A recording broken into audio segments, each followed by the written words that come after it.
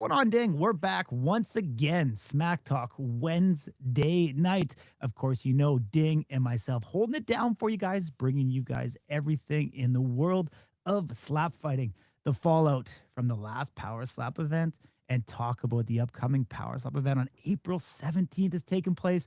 Right now, I gotta say, it's probably in history the most amount of rumors swirling. We've got the new home of Power Slap. Which venue will it be circulating in the air? We've got rumors of what event or what matches will be coming up on the next card. Obviously, we know April 17th will be the next event during WrestleMania weekend. We presume it's going to be wrestler heavy.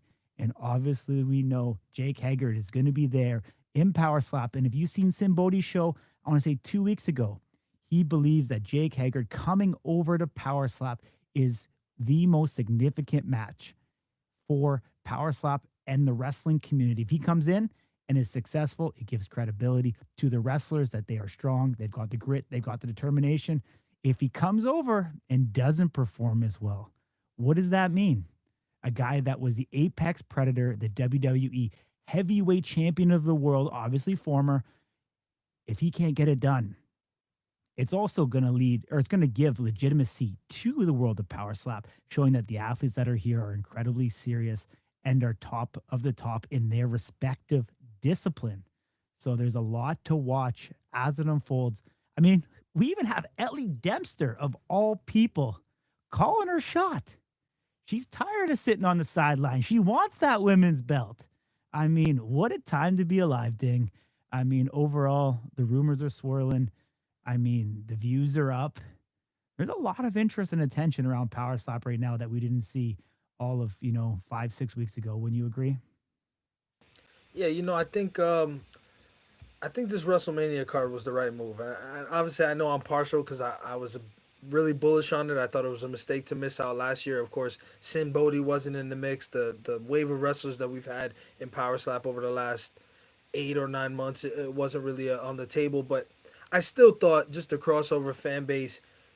We've seen how they've interacted with the UFC fans, and myself being one of them. I think I represent a minority in the sense that most true MMA fans and UFC fans just aren't into Power Slap. There's a lot of, I think, negativity coming from that sector. I think to be expected, so to speak. But we don't know how the WWE fans will see this, and so I think it's a really interesting prospect. It's a fan base that I'm interested to see how they are sort of gonna embrace this. Of course, they have a cult like following, very similarly. You see, the bigger stars, the bigger names like the Hollywood Haley Jays. Of course, Jake Hager is going to bring his own audience with him. The Stunt Marshals, the Johnny Magnas, the Jordan Oasises, the Juicy Finals. All of these people, forgive me if I'm forgetting a few off the top of my head here, but all those people bring with them these fans that are going to support them, and I think that's unique from some of the athletes who I'll call homegrown power slap talent, like the Austin Turbans, like the Russell Riveros, where their following is more from the fans that they've built as they've done this. We're now looking for that crossover fan who's coming with the Jordan Oasis, who's coming with the Hollywood Haley J. And so I'm very interested to see what that looks like. And I think the buzz surrounding the events is not only the proximity, right, just a little over a month apart, but also WrestleMania weekend. It's a massive period of time for Las Vegas, the second year in a row that it's going to be in Sin City. There's a lot of stuff going on. Of course, like you said, rumors are swirling. What's the venue going to be? I got to be honest. We know the venue, and it's going to surprise everybody because it surprised us. And so it's very, very interesting. Obviously, it would be improper for us to sort of release that until it's official, because nothing is official until it's released by official, Power Slap social. So we won't talk about exactly what that venue is. But I think that the speculation, based on what I've seen, I don't think anybody will see this one coming. So I'm very interested to see what the fan base will and how they will react to the news when it does drop, of course. And like we said, April 17th, nothing. No main event, no co-main event, no inklings, publicly about what's happening. There's not tickets on sale yet, and we're just a day under a month away from the event. A little bit surprising, as just being honest. I think we have kind of heard the rumblings over the last few weeks that this card was in the works. Especially, I think they sort of kicked it up a notch post Power Slap 18, but nevertheless, I think when it does happen, you'll be pleasantly surprised. Later on in the show, after we get through our guests here, We're gonna kind of tease some of those things. Of course, again, in good faith, we're not gonna release any particulars per se, but we will give you a good idea of what to expect once those announcements do start to drop. And I will tell you just generally, this card is different from the last 5 or 6 cards that we've seen, right? The era of a large co-main event that's not titled and a main event that's titled, and you know, I think any one of the matches on this card, on the live version of this card, could be main card fights on any given day. So I do think everybody will be pleasantly surprised. But nevertheless, our guest tonight, Branden Bordeaux, is going to kick us off. Coach of the Year 2025, former middleweight champion, just coached Power Stop 18, obviously. What I'm going to call the resident coach in Power Stop alongside Robert Trujillo, the lightweight champion. He'll join us. We'll talk about Power Stop 18, you know, his role as a coach, his strategy when he's coaching, because it is very unique, it's very different. And what's next for him? He's talked about 170. I mean, is he going to come back to competition? Is coaching where he stays? So we'll dig into that. In the middle of the show, we'll be joined by none other than Pono Pau and Bryan Scambler. If you don't know who Bryan Scambler is, he was a participant in, I believe, the December camp. He's been kind of a figurehead alongside Pono Pau during the fight weeks, helping athletes cut weight, helping athletes with strategy, embracing the new crops of talent. So we'll talk to them a little bit about what's going on there. They've got some ideas for fight week that they wanted to sort of talk about that I think the athletes will be very particular or very interested in particularly, And then finally, we'll close the show on our guest side with none other than Esteban Sabedra. We've been talking for a little while trying to figure out when's the right moment to inject him into things. Obviously not a guy that we have seen since Power Slap 13, his debut against Mirza Bahamovic, a successful one, albeit 7 or 8 months later, he still has not had a return to action. Nobody really knows why. We're going to talk about all that and more. What does light heavyweight look like now that you have this top four, I'll call it, with Wolverine, Logan, the Crazy Hawaiian, Alan Klingbeil, and then there's some other guys in there that are very fun. Austin Turpin, of course, leaving the division. So definitely we'll figure out where he's at. And he's not a guy that talks a lot of smack, but I think we can get him to talk some smack because this is Smack Talk Live after all. So anyway, that was very long-winded. I apologize, but I just wanted to give you guys an idea of what's to come. So let's get into our first guest, man. Corey, kick us off. Yeah, let's get into it. He is none other than, as I said, former middleweight champion, 2025 Coach of the Year. He is Branden the Butcher Bordeaux. Branden, my friend, thank you for the time. We appreciate it. How are you? First things first, you are sitting in kind of looks like a spaceship, could potentially be an airplane. What are we doing? Massage chair. Okay. Are you getting I'm doing great. I'm doing great though. How are you guys? It's Wednesday, man. Can't hate Smack Talk Wednesdays. Are you currently getting a massage? I just have to ask. It just cut off about 5 minutes ago. Okay, all right. So the battery ran out just in time. I see some shadow boxes back there. I think that's probably the most illustrious, and Corey, correct me if I'm wrong. You have quite a nice setup yourself, but that's probably the most illustrious Power Slap themed backdrop I've seen. Would you agree with that, Corey? Yeah, 100%, man. He's got great Thank you. memorabilia up there, and grabs the belt across the top. You can never go wrong with that. I've got a couple posters on each side too. It's just I've got stuff just set up from the title fights, but at some point I'd like to get all my jerseys done, all the posters done, get a whole room completely done. So you got to collect those things. You got to save those things. You have memories from all that stuff, so it's important to save it all.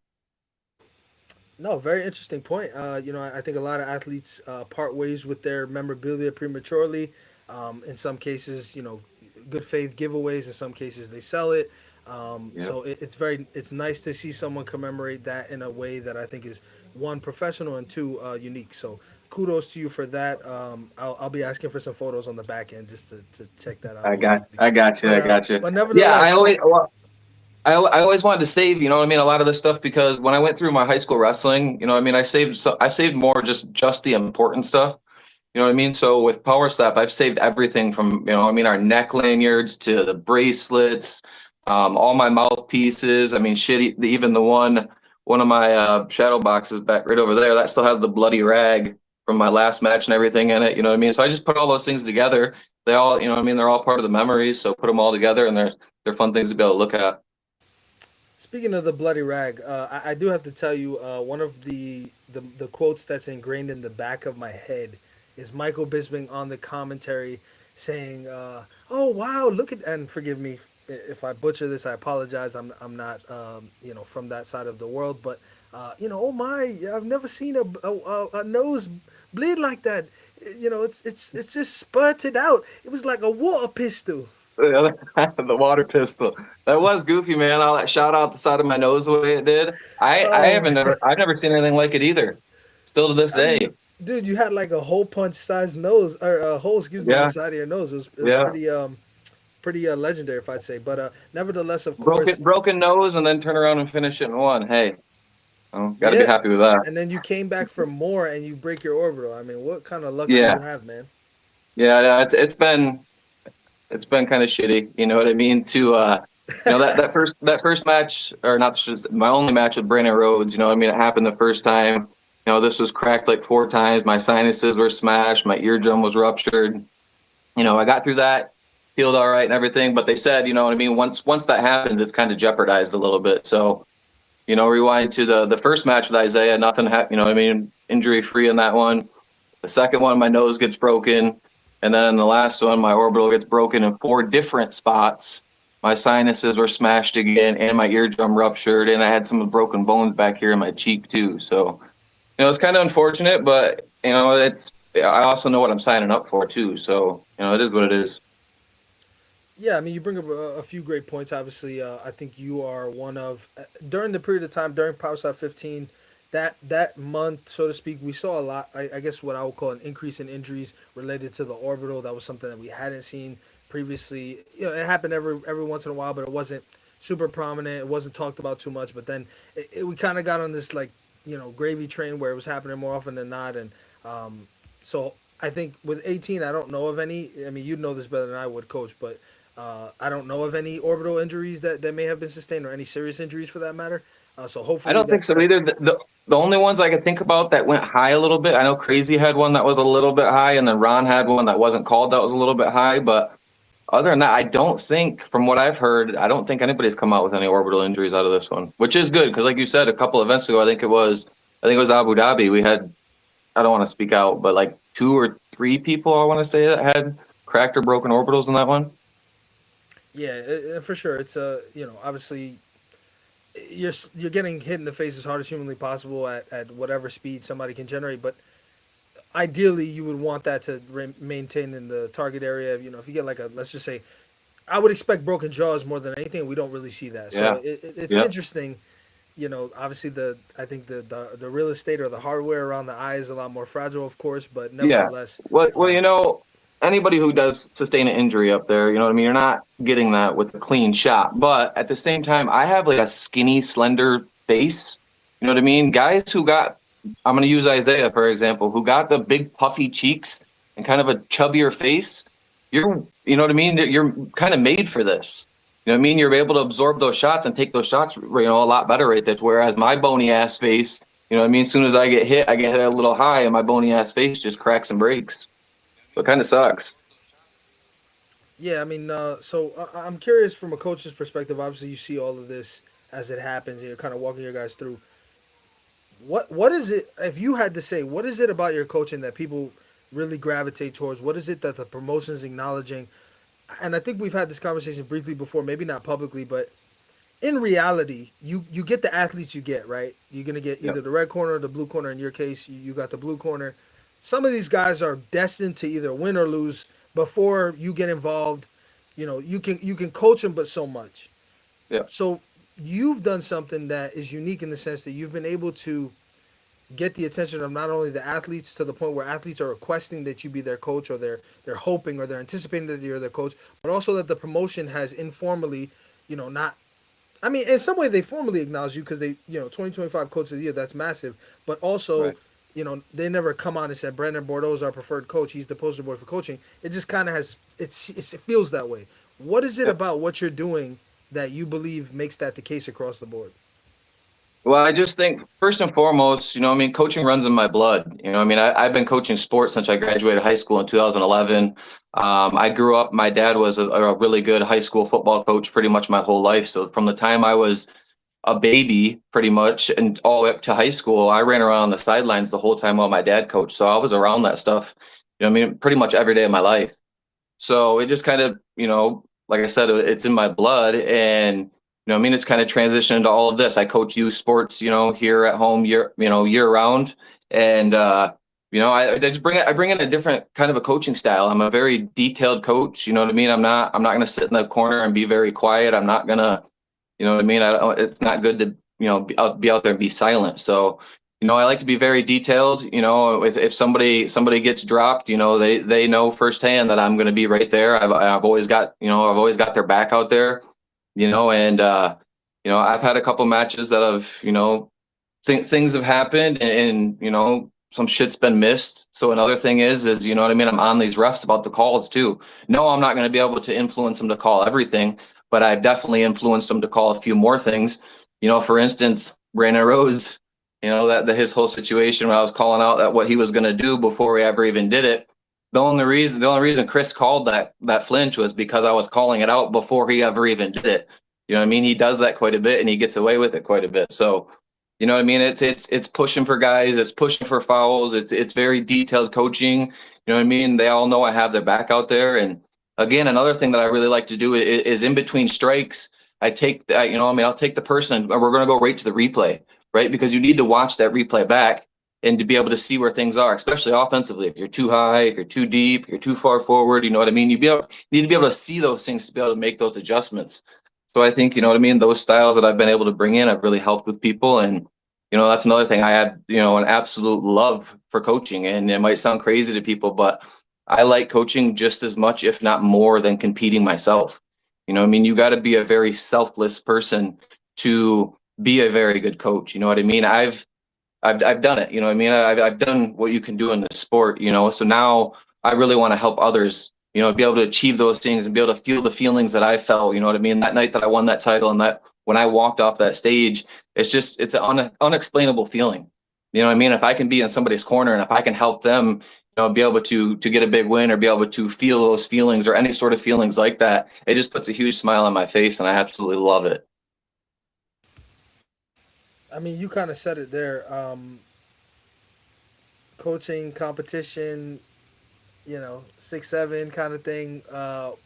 What does the future look like for Branden Bordeaux? I don't know. You know, I mean, we've had there's definitely been there's been a couple discussions with the higher ups. You know what I mean? We've thrown around the idea about me possibly coming down. The thing is, though, if I compete again, you know, I mean, it's gonna have to be something special. You know, I mean, like I said, I've been to the mountaintop. You know what I mean? I've had some injuries and stuff now. You know, I've got myself set up on the outside real good with sponsors and brand deals and stuff like that. So I don't have to fight. You know what I mean? I don't have to come back and take the damage. I don't come back. You know what I mean? If I was still chasing the title, then maybe. But you know what I mean? I'm not chasing the title anymore. You know what I mean? And I've got myself set up. So if I'm going to come back, it has to be for something special. You know what I mean? And trying to become the only second ever 2-division world champion, now that's special. You know what I mean? We've seen a couple people try to, we've seen at least, you know, we have a couple people try to do it, and Ron's the only one that's been able to do it. So, you know what I mean? Being able to achieve that is absolutely massive, and that's something special. So we'll see. Like I said, we've had some conversations. We're throwing around some ideas, but, you know, ultimately, I also know that I'm in a different position with the company right now, and I'm extremely happy where I'm at too. So that's another thing. You know, like I said, I'm extremely happy where I've got myself set up on the outside, and I'm extremely happy with everything on the inside too. So, you know, we'll see what happens, and you know, if something presents itself there, I think it's, you know, the right opportunity, then we very well could see me again. But for now, I don't know. We're gonna leave the door open. Awesome, Core. Awesome, and Brandon, pleasure as always. Let's get the record straight. So you were 7-4 against Trujillo in coaching. So you definitely got the leg up on this one. It wasn't really even close, to be completely honest with you. And you know, part of me that I don't remember which match specifically, but I remember it being very early on during the tape fights, and I thought it was incredibly interesting.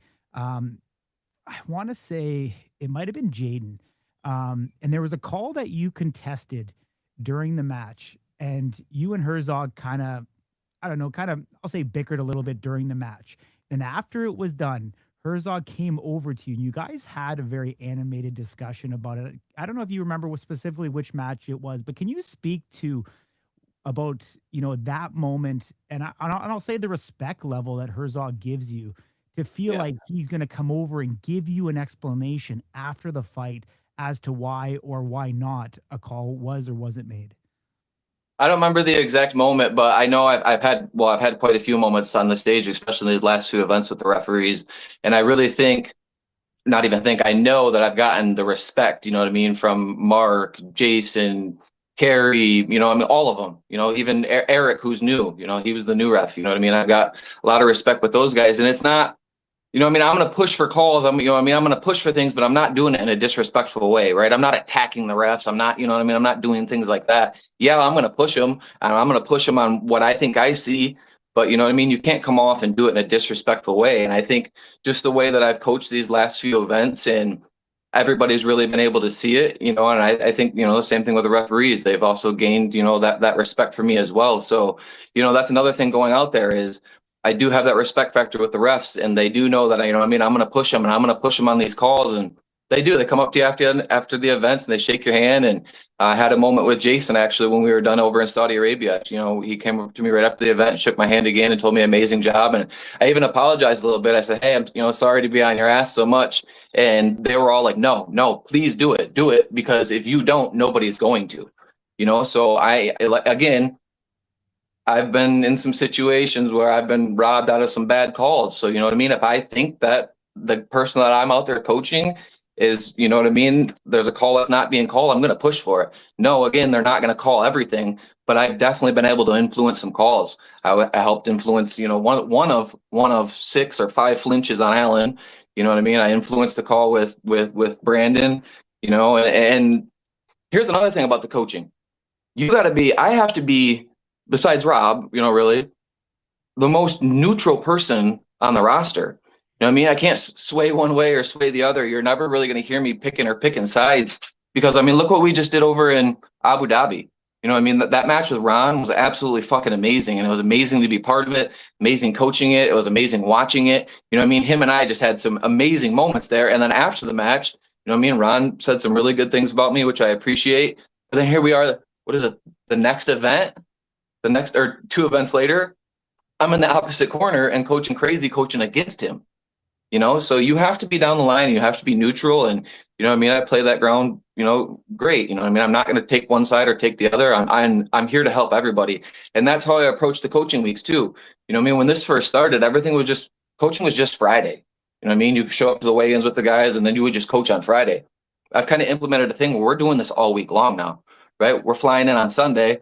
We're doing training sessions on Monday. We're doing training sessions on Tuesday. We're doing training sessions on Wednesday. We're doing our weigh-ins and stuff. And anybody wants to do training sessions at night to get that stuff in, we're doing it on Thursday, and then we're coaching on Friday. You know what I mean? So I've turned it into a lot more of an actual coaching role, not just a stepping in one night and doing things. 100%. I mean, it's definitely showing the results are coming. Power Slap 18, you start out 3 victories in a row. I mean, it has to be satisfying seeing these young guys, especially that U corner. Obviously, Hayden Johnson, you know, Jaden Schultz, as we talked about, and then Jess Rubio coming out, getting victories, you know, in consecutive order. I mean, you must be feeling pretty good going to the back after that stretch. You know what's the best part of all that actually is because most of these new people I've coached at the camp. Right. So I was with them at the camp. I seen them there when they were first starting. And now here we are, you know what I mean? A few months later, I think Hayden was actually at the first camp last April. And then he was at the second, then he was at this last camp with us.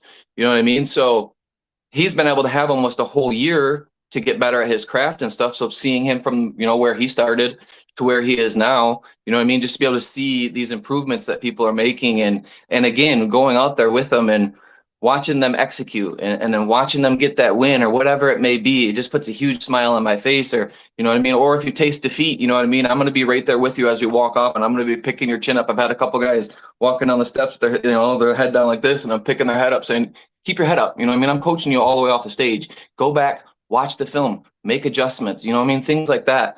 Your training sessions. Here's another thing that I haven't really said in interviews and stuff, but with myself, when I was doing all my training and stuff like that, record yourself in slow motion, break it all down, go back and break it down frame by frame, watch your body movement, watch your hand placements. You know what I mean? There is so many little things that you can do to help get yourself to the next level. You just got to be willing to put the work in.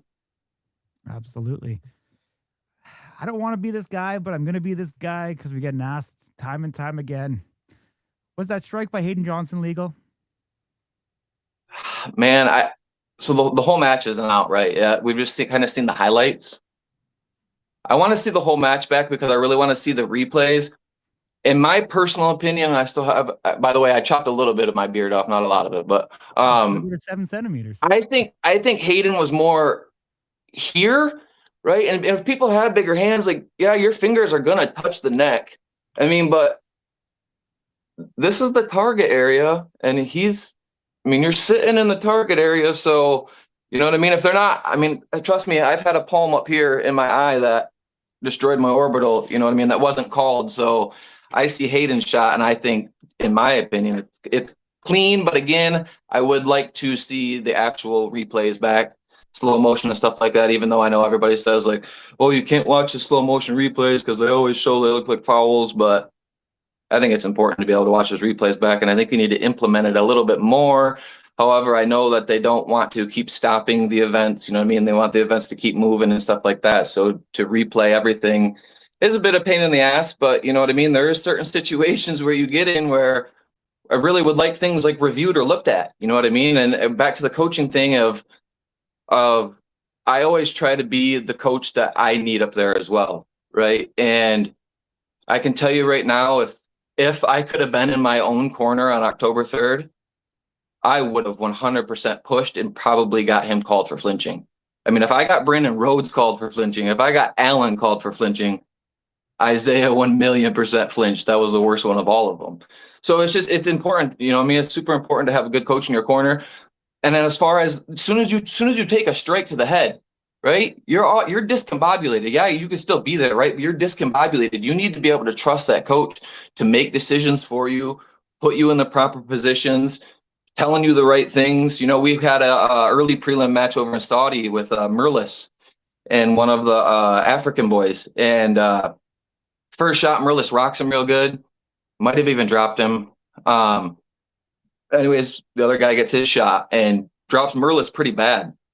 And I was able to get up there, keep him on a knee, you know what I mean, get him through the count, got him back to the corner. And, you know, he was still a little, you know, wobbling a little bit. I just made him lock in with me. You know what I mean? I'll tell him, look at me in the eyes so I know I got you, right? If I'm telling you, look at him, you're looking off into the crowd and stuff like that. I even did it with Crazy once. I grabbed his head and made him look at me right in the eyes.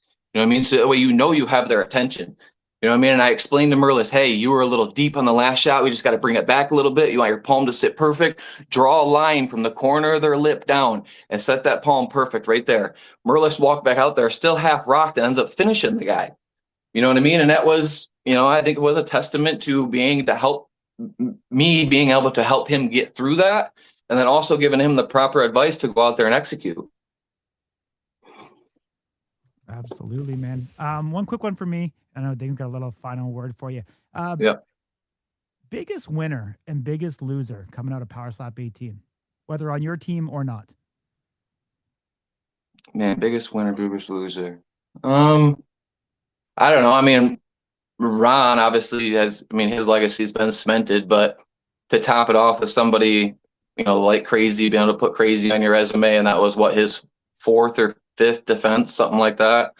You know what I mean? He's really cemented himself as one of, if not the best to ever do this, you know? So, you know, Ron was a big winner. I don't know about loser, but I also know Brandon was a pretty big winner too, but I don't know what I keep hearing about this shit about him talking about dropping down a weight or doing this or doing that. Like, he's kind of, I don't know. I personally think he's crazy. You got a title shot sitting right in front of you. You take it. You take that, you know, all day, because you don't take that and then something happens, you might not ever get that opportunity again. So you got to take what opportunities in front of you. I just wanted to ask real quick, Brandon, before you go, what was it like training Derek Lewis, man? What did you think? Oh, that was a blast. That was pretty cool. You know, I mean, I think I've seen a video of him hitting the cube and stuff before. So it was pretty cool. And then getting to talk to him, and then he's seen me and Rob, and he like remembered seeing videos and stuff of us and the events. So it was pretty cool. You know what I mean? Being able to talk to those guys and meet those guys. And I've gotten to meet a lot of really cool people. I've got to do a lot of really cool shit because of all of this. So, you know what I mean? It's awesome. Anytime you get to meet somebody like that or work with them, been doing a lot of work with Jake. Did a lot of work with him while we were out there. Actually was just talking with him here a little bit ago. He's sending me videos and stuff constantly. So I'm working with him as much as I can through text message and through through FaceTime and everything like that too. So Well, look, man, we appreciate the time as always. I know you don't do these often, so definitely it's a great time when we have it. But please, yeah, close us out. I got a couple more things. First and foremost, I want to shout out Logan because that's my boy. He's another one of those guys that came in with me from the very beginning. We came in, I think, at Power Slap 4 together. We were on the show together. We've literally, me, him, and Zach have been like the ones, you know what I mean? We've been in this together since the very beginning. So to see Logan execute and see the run that he's on right now, you know what I mean? To one shot two number one contenders in a row, man, that boy is tough. You know what I mean? And that match with him and Ron is going to be, it is going to be fireworks. It's going to be amazing. And then another thing is my brother is going to be coming back, and he's going to be coming back at the heaviest he'll be is 170, potentially could go down to 55. So we'll see him back here shortly too. I love it, man. I'd love to see brother Bordeaux coaching, brother Bordeaux competing. That'd be awesome. That's one of my biggest things that I want to do is be able to obviously coach him and be in his corner. You know what I mean? Whether it's even, you know what I mean, if we could work up to get him on the main, you know what I mean, get a couple wins and get up on the main card and stuff like that, and to be able to coach him, you know what I mean, even be able to coach him in the early stuff would be amazing. But if we could get him out there in front of a crowd, or you know what I mean, if you know, maybe he takes off on a run and gets into a title fight one day, and I was able to be his coach, you know, so those are memories that you're going to remember forever. You know what I mean? Those are special moments. So it's cool. You know what I mean? I've had so many special moments with all kinds of people out there, and that's another part about this that I love so much is the memories that I've created. You know what I mean? The things I've been able to, things I've been able to do, and just be out there with those guys and girls it's absolutely amazing, and it brings a huge smile to my face. And again, anybody who I go out there with, you know that I've got your back 110%. I'm going to fight like hell for you, and I'm going to do absolutely everything I can for you out there. Yeah, man, it definitely shows, and you're making a massive impact, and I think you're revolutionizing coaching and Power Slap. I look forward to your next coaching assignment, as I'll call it. Whether that's April 17th or beyond. Like I said, man, really appreciate the time. I know it's. I got one more thing. I mean to cut you off again, but this is my whole. After October 3rd played out, you know what I mean? I went home, kind of licked my wounds a little bit, but I always kept telling myself, you know what I mean? I've had this God's plan, you know what I mean? There's a plan for everybody out there, you know what I mean? And I really think this was part of my plan, you know what I mean? I worked my way up. I won that world title, you know what I mean? And I always thought there was a bigger plan for me, you know what I mean? And I think part of my bigger plan is this coaching role, you know what I mean? And being able to help all these guys and girls, you know what I mean? That could be what my plan is, you know what I mean? And that could very well be, whether the future is I come back and compete or not, you know what I mean? I'm more than happy in this coaching role that I'm in, and, you know what I mean? We'll see what the future holds. I love it, man. Always a class act. Like I said, really appreciate the time, man. We'll catch up with you very, very soon. Coach. Thank you, guys. Former middleweight champion Branden the Butcher Bordeaux. Thanks, brother. Have a good night. Thanks, guys. All right. Yeah, I mean, great. You know what? Catching up with him, obviously taking much more. And I thought there were a lot of interesting things. I know we kind of ran long on time, but I really get to get into it. But, he talked about his face, and the frame and the injuries piling up. And I know you kind of brought it up to him, athlete versus, coaching and stuff like that. And obviously he's positioned himself well for, life after slap fighting. The shelf life of a slap fighter is relatively short. He's putting himself in that position to continue through. And you can see that he definitely does take that, football coaching mentality or, up here in Canada, that hockey mentality to what he's doing. He's making it much more systemized, for people to get up there and follow. And, he talked about it. He always gets his athletes to come to watch the screen as they're there. And, he's definitely known to be one of those guys. He's up there early. I think in a lot of ways, he's up there before the refs even want him up there, before the 10 count is down. Helping and coaching his athletes definitely through. And we'll see, man. We'll see if there ever comes a time where there is that conflict of, maybe he's coaching against his brother. Could you imagine that? Honestly, man, I got to tell you, I think Branden Bordeaux might. I think he might sit that one out. Honestly, I think he might tell him, I won't do it. Sure. But nevertheless, we'll circle back to that at the tail of the show. I don't want to keep these gentlemen waiting. They've been patiently waiting in the wings here. I don't know if this is the first time that we've done like a pair that was coming in with the same kind of vision. Obviously, we've done pairs before, but I think these guys are both on the same page. So I'll be interested to see how the talking dynamic will go. But we're talking to and about the number 6 ranked heavyweight. He is the Hawaiian Assassin, not to be confused with. Go ahead. Go ahead. I'll tell you, Bryan Scambler better bring it. This dude has talked mad shit about being on this show, and he's been wanting to get on for a very, very long time. So he better bring it, or else I'll be highly disappointed because my expectations are sky high for this guy. So I gotta say that. So let's get the Hawaiian Assassin, number 6 ranked heavyweight in the world, Pono, the Hawaiian Assassin Pau. There he is. Come on, brother. That I've never seen. Crazy. Okay.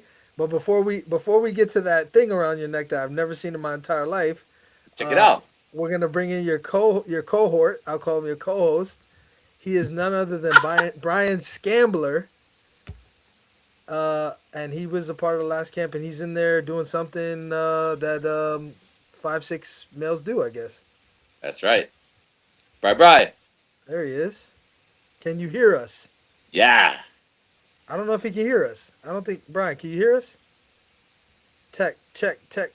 Testing 1 2 7. Can't hear us. All right, Pono. While we figure that out, what is that, and where'd you get it? I got it from one of the fans at Power Slap 18. No shit. So they had a chain made out, and as soon as I was walking out, he was like, "Hey man, I appreciate you." He's like, "We love watching you on stage." He's like, "I want to gift this to you and get it on you." So I was like, "Okay, cool, let's go, let's do it." But yeah, Power Slap 18. I like it, man. I'm a pretty little sick. disappointed that he didn't give that to me, but it's fine. I won't hate for the moment. Nevertheless, let's see if we can get Brian in here with some sound. Let's check it out. There we go. How we doing, guys? There we go. Sorry about that. No, you're good, brother. Welcome. This is your Smack Talk debut. This is not Pono's Smack Talk debut, of course. But I apologize. We left you guys in the wings a little while. You're not together, so you guys might have been lonely. I am deeply sorry for that. Pono, I apologize. Please, no slapping. Brian, as I anticipate, you'll make your debut in the next 6 to 8 months, hopefully before 2026 is over. Also, no slapping for you. But I'm curious, you guys have a very unique and interesting dynamic. Obviously, Pono being a very large man, Brian being a very not large man, with respect. This is Rob. Challenged, bro. This is Robin Big right here. This is Robin Big right here. For the record, Brian asked me for a small size head rush shirt. The first I did, man. These things are huge, bro. And how'd it go? They're huge. They fit perfect. The small fit's Okay. perfect. All right. So when my son grows up, my 8-year-old son grows out of his clothing, I know I can always count on you to give it. Yeah, I got you, bro. I'll donate for sure. So you guys were part of the Power Slap 18 fight week. I don't know how many people on the outside knew that, but you guys have a very unique dynamic. You're playing a lot of roles. Obviously, I don't know that there's an official title per se for what you guys were doing, but it seemed to be highly successful. It's something that's kind of been talked about between those who are in the inner circle. I'll say, I am curious from your perspectives. What is that? What have you done? What is the the attack here? What's the plan? How have you guys sort of built this dynamic and this strategy, so to speak, to help athletes during fight week? What does that entail? There's Brian. I'm a wizard with weight cutting and helping getting mentally prepped and pushing you to dig deeper than you think you can. I'm really good at pulling that out of you. So when the weight cut gets really tough or you're stressed out about an opponent coming up, that's when I come in and I'm in your ear. I'm your little cricket, your little Yoda in your ear, telling you you're a champion. You can do this. You can get through this. It's all mental. My mental game and weight cutting strategies are really, really key in this, and understanding body mechanics. And then Pono comes in with what do you come in with, Pono? Well, I have a my personal trainer certification, so I understand body mechanics as well. But since the season 3 road to the title, we've been able to implement a style and a technique that's called the lean on one, and it's done really well with a lot of the athletes out there. So obviously, dialing in precision striking technique out there, bracing techniques, and really just trying to develop a champion mindset for every single person that's out there. When the athlete is out there, you have to perform properly, whether on the stage, off the stage. And I was able to experience all of that being on season 3 and then also competing on stage. So I like to, make sure that all the athletes that are in the sport now or, coming up in the game, they understand that completely. A lot of people go out there and they don't have a good grasp of what it is, even if they've been in the entertainment industry before, or they've done this before, or they've done some kind of sport before. Everything's different when it comes to the power slap stage. So being able to sharpen up their skills in their techniques, in bracing, in offense, and really just trying to create a good mentality out there when you go out there. It's just making sure you dialed in the whole time.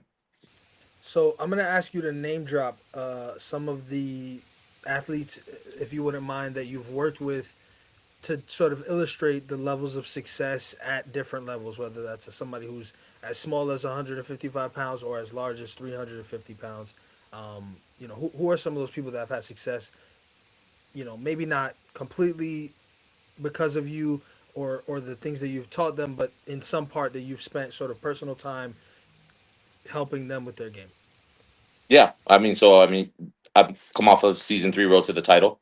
So a lot of the athletes that have competed or have been on that show, I just had a little bit of a hand in getting their technique right, or even just kind of talking them through stuff, whether it be life problems, life issues, and really just kind of showing them exactly that I've been through the same struggles and we can get through the same thing too together.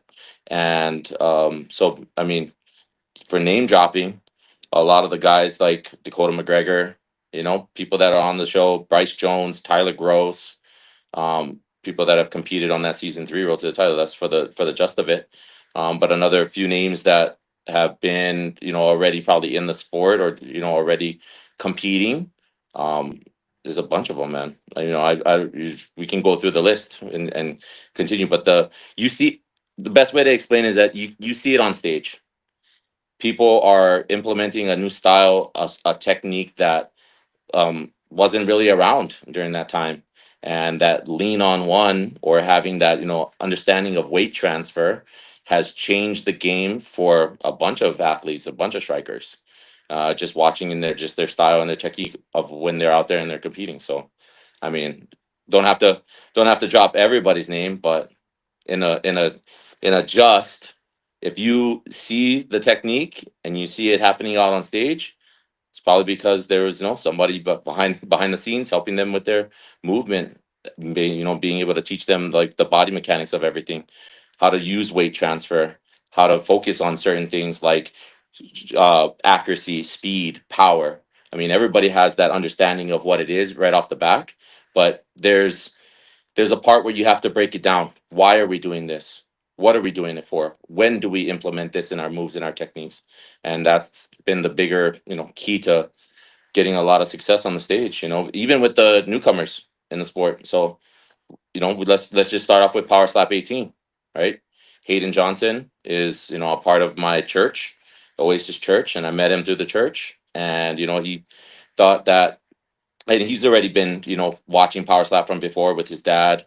And, he thought that this was the calling. As soon as I, show up to church and he sees me and he's like, okay, well, I want to get into Power Slap too, and now you see him on stage. Brian, that's a big one right there. Is that Brian has taken on every single bit of information that I've been able to pour into him. And I mean, sharp out there. I mean, immediately you can tell that he has a good understanding, especially with having a wrestling background. He has a good understanding of weight transfer.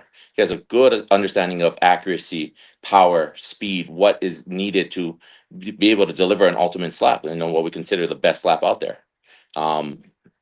Yeah, and just the list goes on and on and on. I've got a new name for you, Pono. I think you're the coach's coach, and I'm going to talk about the tape fights because obviously it's dead silent up there. So you talk about Hayden Johnson, Jess Rubio, and I mean I even want to say Jaden Schultz if I don't if I'm not mistaken. But there's a couple phrases that you kept shouting, and I'm probably breaking the fourth wall, but when you come back everybody's going to hear you on the live, live event. You were telling Branden Bordeaux, get him out there at 15. I want him out there at 15. And it was almost like you were coaching Bordeaux along the way in what you wanted to see from your athlete up there. Talk to me about that kind of mentality. And did you even realize you were doing it at the time? Of course. I mean, it's a natural thing for me. You know, I immediately I know what I want to see from my, from an athlete, and not to say my athlete, but from an athlete. Whether, what they're doing out there, if they, because I get it from my side of it. You know, I had people yelling in the crowd like my brother saying, "Hey man, you need to take a step back. You're too close. Hey man, you need hand placement." Right. And all these key little things that have helped me along the way. So through my experiences, I just fell into that same role, just being out there and seeing somebody that I've already helped in the back, right, during the, when we're in the weigh-in rooms and we're kind of working on, slap technique. And a lot of this is small little nuances, things that, they've already been implementing and trying to do. And then you find it, you see it, and you know where like the fix is in the certain things. So yeah, me yelling like that is just the natural coach in me trying to, really get into their ear. And same thing with Bordeaux. I mean, Bordeaux is a solid coach. I mean, he's definitely present out there, you know, for the majority of it. He's making sure that calls are being made, that the athlete is actually doing proper out there when it comes to like his stance, his measuring, the timing, everything else. Like he's really working with them. He watches video, he looks at what's going on with the slap, so that way that people can make the adjustments. And yeah, I fall into the same role, it's like I've never had the opportunity to be able to go out there and coach and be on stage, and I would love that opportunity to be there. But I mean, I can still do it even from the background, and it's like that whole entire thing for Power Slap 18. You hear me in the background just yelling all these certain key words and key phrases that I use with my athletes, that I use with my people to be able to get them to explode at the certain time that they need to. Yeah. Well, talk to us about the checklist. How much do you want to divulge of what that is? I mean, I can put it out there. It's not. There's certain key things, key phrases, but I mean, the checklist is huge. You got to understand. You got to have a good understanding of your kinetic chain, where it works from your feet up, right? Whether it be in defense or in offense, it works the same. There's a checklist for a defense. There's checklist for offense, and you have to be able to work it in alignment like that. And you can't skip steps, because once you skip a step, then when you go to execute, whether it be on the bracing side or whether it be on the offensive side, you might miss up. So, and I just do that checklist for myself to be able to be dialed in, so I know that I can't leave it to any other excuses. Oh, I could have did that. I could have did this. No, if I follow the checklist to the T, I should be able to perform. If he knocks me out on that thing, then obviously my checklist doesn't work, right? but for the most, and I love it that you laugh. But for the most, right? It's worked. It's But what's worked the on its own. checklist? I What's mean, the I mean, checklist? so check it out. Like, listen, we're saying we have a checklist. We're saying we have a checklist for offense. We have a checklist for defense. We can't divulge that without attending the classes, bro. Like, I mean, All come on. right, all right, If all right. you show So, like here, so so let's how put do it this people way: get the checklist? How do people get the checklist then? Let's do that. show up the 14th and 15th and sign up. All I right, so mean, Yeah. tell me more about that. What's happening the 14th and 15th of April? You're saying, so that's Power Slap 19 Fight Week. What are you guys doing? Who's doing what parts? I mean, sell this thing to me. Okay. And there's no selling needed. Okay, watch. Check this out. I'll drop it for you right now. Right, we're 4 weeks out from Power Slap 19, and I've always, to this point now, I've always wanted to drop something like this. It's been a thing, and I've been told multiple times, "Hey man, you can't be giving out secret sauce. You can't be doing all these things." No, for real. I'm not lying. All day, bro. People have just told me you can't be doing that stuff. Then you're gonna have all these athletes hitting the same way, doing the same thing, and it's not true. It's like that's a bad understanding of it. The real understanding of it is that everybody is different with their biomechanics. Everybody's different with their body movements. So you have to adjust for every single individual. Whether you create a master key technique, you have to implement techniques in play that work with targets that you have out there. You know, it's a bigger thing than what we just think of when it's a simple slap and you're going out there and you're delivering something. It as simple as it can be. There's so many different things that adjust or have to be adjusted when it comes to having your opponent be a little bit taller than you, a little bit shorter than you, knowing and understanding that they brace a certain way, right? There's so many little nuances that can happen and change while you are going through the thing. And my biggest thing for everybody is that you got to understand that I give you all the keys, right? And you got to go through the key ring and pick which one's going to work best for that opponent at that moment in time. Oh, I So like that. I like that. That's a good I way to give you put that, man. I That's give a you I clip. give you all the keys, and every opponent's going to be different. One's going to be taller, one's going to be stronger, one's going to have a better brace, one's going to be there's just so many factors that go into actually slapping, and people don't understand that. People sit there and they just go, "Oh, okay, well if you just practice and implement certain things, this is the way it's going to work." But you got to be a master of one technique, always dial in one technique, and then also have the ability to be able to implement other techniques, whether it be your angle and your drive, whether it be, based off of the opponent's bracing. So there's a lot of key things that go into it, right? Without putting it out there like that. But there's a lot of good, like there's bigger parts like the hand placement, right? Hand placement, distancing. You got to understand all these things because at the beginning when you're brand new, fresh and into the sport, you're not going to get that, right? It's you kind of winging it unless you have somebody like a mentor or a coach that's working with you outside of what it is. And let's be honest, a lot of the coaching that you see on stage is specifically for on stage. We don't see any of the background stuff that's happening, whether Bordeaux is working with certain strikers or implementing certain things into their style, whether Robert is doing the same thing for his athletes while he's out there, during fight week. That stuff doesn't happen. You never see any of that stuff. And to my understanding, that the a certain technique is taught one specific way, and then there's no adjustments that are made.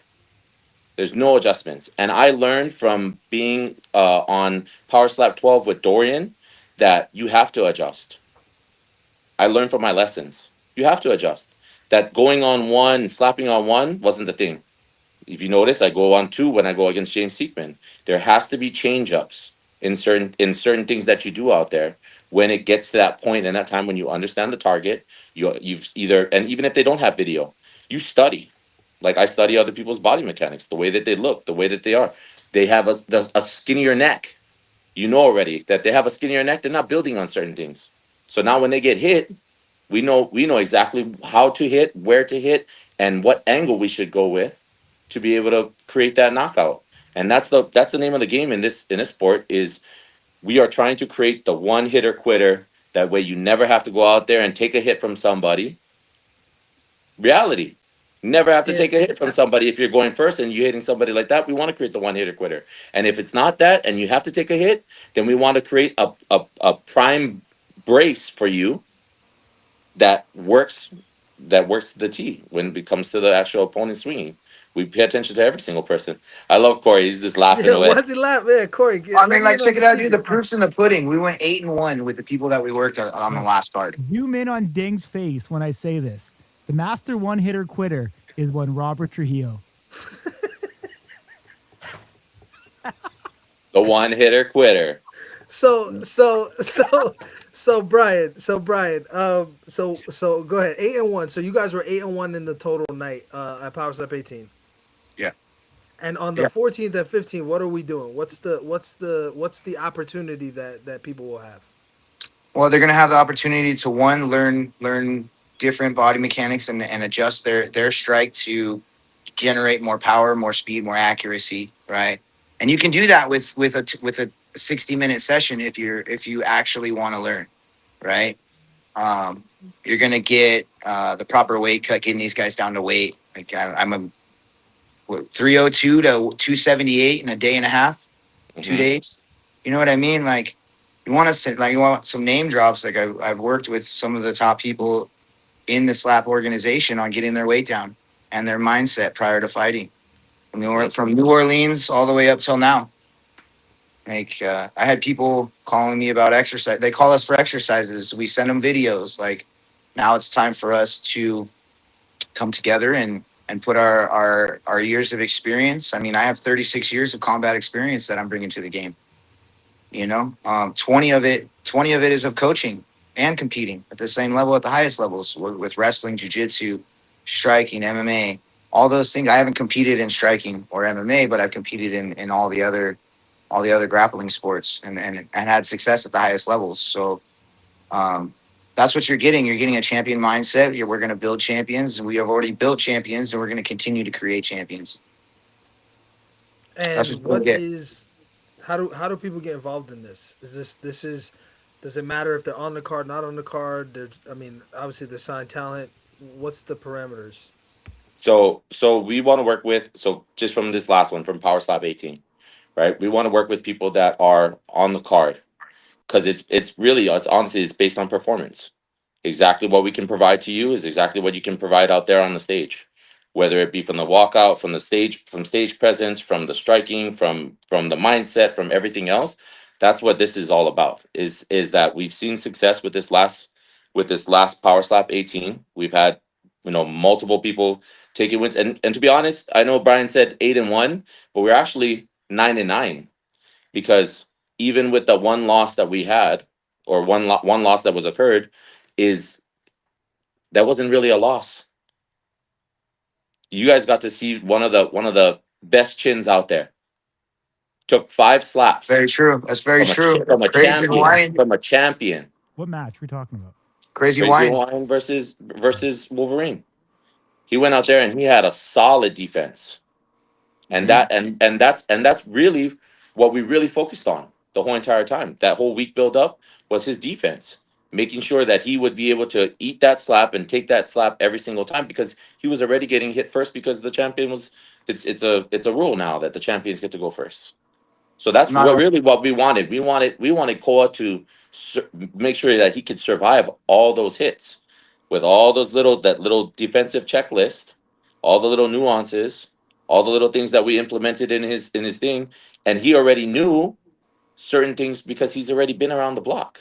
The guy's a super heavyweight champion. He was the super heavyweight champion. I have a favor. We got the checklist. I don't like this checklist thing. We're gonna call it the Krabby Patty recipe. You better like it. We're calling it the Krabby Patty recipe. This thing's top secret. It deserves a top secret name. It's the Krabby Patty recipe. Pono, I expect at Power Slap 19 to hear it from the crowd. Use the Krabby Patty recipe. Can you make that commitment to me on Smack Talk today? The Krabby Patty recipe is what we will hear yelled out from the crowd. Yeah, right. That's not happening. I do have a question. In all seriousness, does the beard length rule matter technically from your perspective, good or bad, as a coach? It really doesn't matter. Okay, so it changes nothing. It changes nothing, because there's no beard in the checklist. Hey, make sure your beard is well groomed and oiled up so that way you can get hit. There's no such thing. Make sure that it's a long length so that way you can hide your chin. There's no such thing. In this sport, you have a genetic chin or you don't. Reality. But all those little nuances in the defensive breakdown will help you increase your chances of surviving that hit. 100%. 100%. Now who told Rican Rambo to fucking shove Jordan Oasis? Was that you guys? Right. I think it was me. Yeah, for sure it was me, because I hit Dorian over the head with the stick. so wait, yeah. So hold on, that's a good point. So you don't get unsportsmanlike conduct because you got that Hawaiian privilege, but Rican Rambo gets fucking he gets an unsportsmanlike for accidentally hitting. Look, I think it was just so new when that happened between me and Dorian. And it's probably happened before with other strikers, but it was so new during that time that they couldn't even do anything. They were annoyed. They were annoyed. They were like, "Hey, Chris Tione telling me every single time, you go out there, don't hit him with that stick again. Don't hit him with that stick again. It's like it's gonna be a problem." And then Dorian hits me with the stick right after, and I was like, "Okay, well, what about him?" No, but what about when he was measuring the first time, right? Rican Rambo pushed Jordan Oasis's face. I don't think it was intentionally, but the force of which he was doing the measure. Was Rican one of your guys that you worked with or no? So yeah, so we worked a little bit. Did you tell him to do that, where he like fucking put his hand on his face all aggressively, and they told him, "Hey, you can't push him." No, that's all So region that's man not mode, on the bro. No, checklist. All that's right. not on the checklist. No, no, no. I mean, intensity is a big part of it, but the fact that I think that he was at that moment where he knew he had to perform, so it kind of just went a little bit over his head for that one extension. But after that, he was able to dial back in and be able to deliver the slap. So he did really good. And it's not, look, honestly, it's not just me that helped him out with certain things. You know what I mean? We help them because this, I would love to say that I can do all these videos and send it to you guys and you guys can learn, but reality is it's one on one. You like I don't know, I really don't know the mechanics of how you move and how you operate by watching a video. I have to be there in the room, hitting the bag, showing you exactly where like the explosion points are when you're actually like getting into the movement, where they actually lie. And I mean, truth be told, like even ask Dakota McGregor, man. Like that was an awesome match. And mind you, all the athletes on the card, they did very well. Whether it's a win, whether it's a loss, doesn't matter. They did very well because they went out there and they were able to showcase their chin. They were able to showcase who they are. Even taking a loss, just take it as a lesson. It's a lesson so that way you can get better for the next one. But Dakota, man, Dakota comes in the weighing room and he's sitting there and he's looking at me and like we shake hands, we talk about all the good stuff, right? Because coming off of season 3, and I look at him immediately and I go, okay, Dakota, show me what you got. Show me your swing. What you're gonna use. Okay. He shows me the swing. And if you watch his match back, his swing that he showed me in that room was his first swing that he did on Vince. And then if I don't know if you guys can find the clip someplace or somebody has it out there from Power Slap 18, but Dakota gets hit, starts to make his little walk around. He shoots it and starts coming straight to the where on the general admission side. He's looking straight this way and he catches me. And I look at him and I point at him and I was like, Dakota, this is the one. This is the one where you hit him, just like how I showed you. This is the one. And he looked at me and he went like this. And he's like, that's it. It's done. And if you watch his wind up, the way that he executed on the second one is completely different from the way that he executed on the first one. And that's why Vince went to sleep. Awesome, my man. I mean, the coach of coaches, Brian, this is your Smack Talk debut. I don't know where you are, but I think if you're around, I need you to do a double shot of espresso for me live on air. Yeah, I'm in one of my cafes. We're in the speakeasy right now. Let's see man. A double shot of espresso. Yeah, we're in Mighty's Cafe. Let's see Bros. Go. We got tea cutting hair in the back. You're not listening to me, buddy. I need you to pour a double shot of espresso and slam it down on camera right now. Turn it on. Bro, don't play with me, bro. Shot of espresso for somebody who's 160 pounds ain't gonna go so well, bro. Dude, it's gonna go great, bro. I run on Dos Bros. Didn't you know that? That's fair. So you run on Dos Bros. This dumb nuts runs on Dutch Bros. Whatever. Dutch Bros. Come on, bro. Dutch Bros. I'm gonna be bringing Dos Bros out there with me to Vegas for these next fights. So we'll have some good coffee for you guys. All right. See, you hear that grind? I'm there, bro.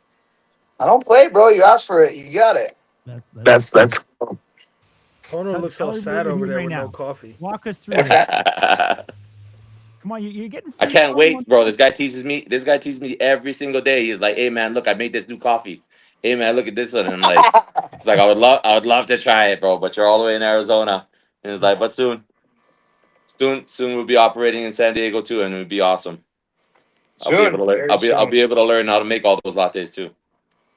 Oh, it's easy, bro. It's easy. Once you get a hang of coffee, dude, it's life, dude. It's serving people. It's bringing joy to their life. It's starting their day with a smile.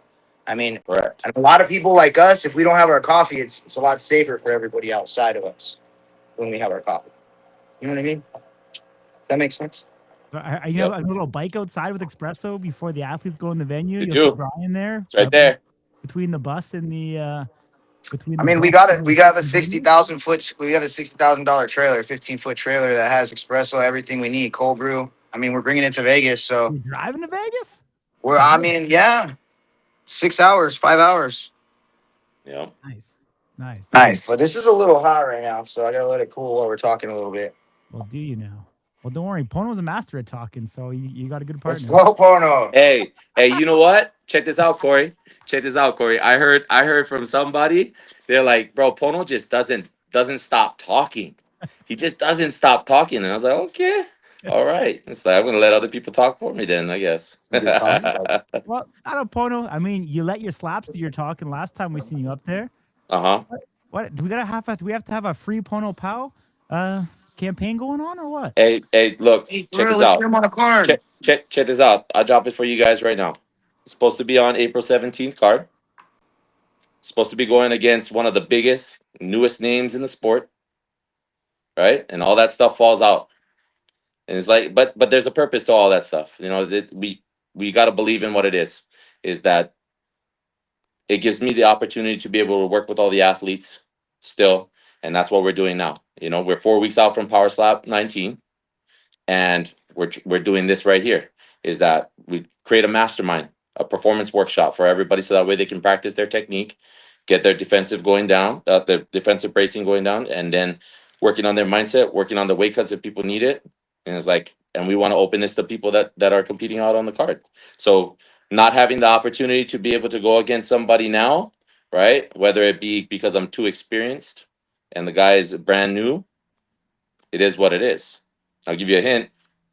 We the people. Oh Lord. What was, I feel like I had something I actually wanted to ask you. Fuck. Well, I just say, Brian, you can cut it with little milk if you want to cool it down. I won't be that savage for you, buddy. No, we're savage, dog. We're savage. We're good. You're We're good. Let's see it. Oh. Let's see it. Pono, I know this is tough, but I'm gonna ask you to answer this quickly because Esteban is waiting. For sure. But you can't, if you're teaching people the sauce, you can't lose. Is that correct? Like, you as an athlete, if you go out there and lose a fight, like the whole thing's fucked up. Is that Well, that no, reality let me or listen. no? Let me say something right here, dude. Everybody breathes, everybody bleeds, bro. Everybody can be Right. knocked out. It doesn't matter if you're a master at your craft, a master at defense. That whatever happens on that day is what happens on that day, and that's what we signed up for. So It's hey, look, at the end of the day, it's a gamble. It's always a gamble, right? It's and the more percentages that you have on your end against the house, you will do a lot better. And the house usually always wins. Right? No, But I might not have been. I might have misworded that. I'm talking about you specifically, meaning you Uh-huh. as the sensei, right? If I'm a pupil, I'm like, yo, he can't go out there and get knocked out because he's teaching me how to do this. I'm not saying that that's what I believe. I'm saying if I'm a how do you reason that with somebody who's skeptical about, all right, should I take this guy seriously or not? Does that mean that added pressure is on you? Like, yeah, actually, you're right. I can't go out there and lose. Or do you say, is that something that you're going to talk to them about, at some point where it's like, look, 100%. human. Yeah. That's it. We all bleed. Okay. All right. We all bleed. So it's the same. It's Fair the same exact thing. But for performances, you need to have all the edge on your side. So the more percentage that I can give you to have a chance or an opportunity to be able to survive that hit or to deliver a solid knockout, that's what it is. There's always going to be a part where you could lose. You could get knocked out. It's just what it is. At the end of the day, we don't like I said, genetic chin. Like it's real. Like you either have it or you don't. Right. But you can have an edge. Yeah. There's things that you can do out there that works within the rule set, that works within everything, that can give you a better percentage of surviving a hit when you get it. You know what? I'm gonna coin this, and maybe people will run with it. But you are, after all, going up there and playing Hawaiian roulette.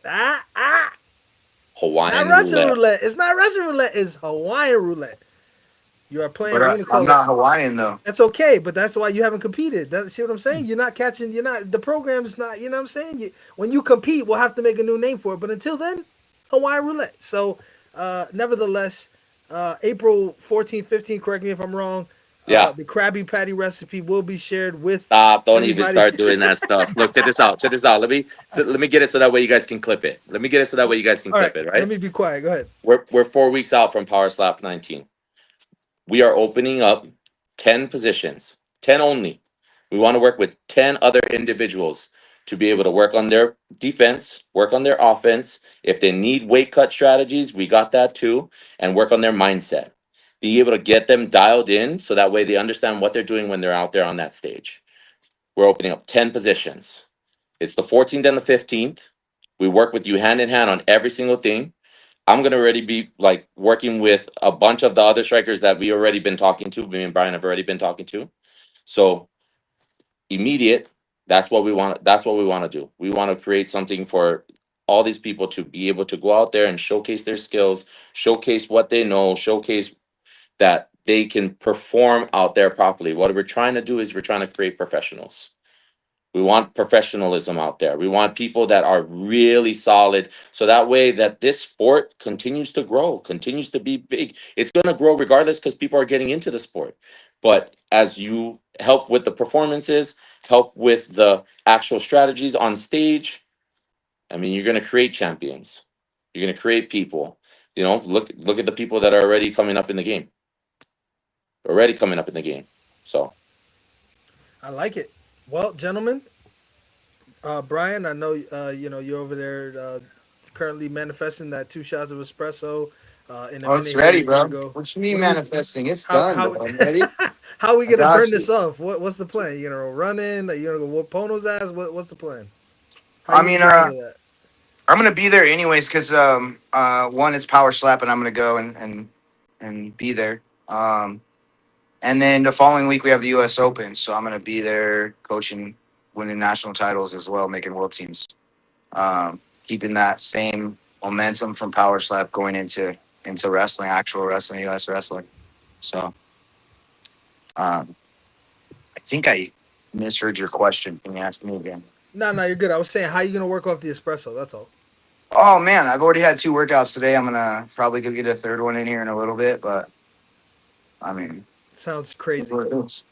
2 days Nevertheless, every day. uh, you know, absolute pleasure. Thank you for giving us some time, fellas.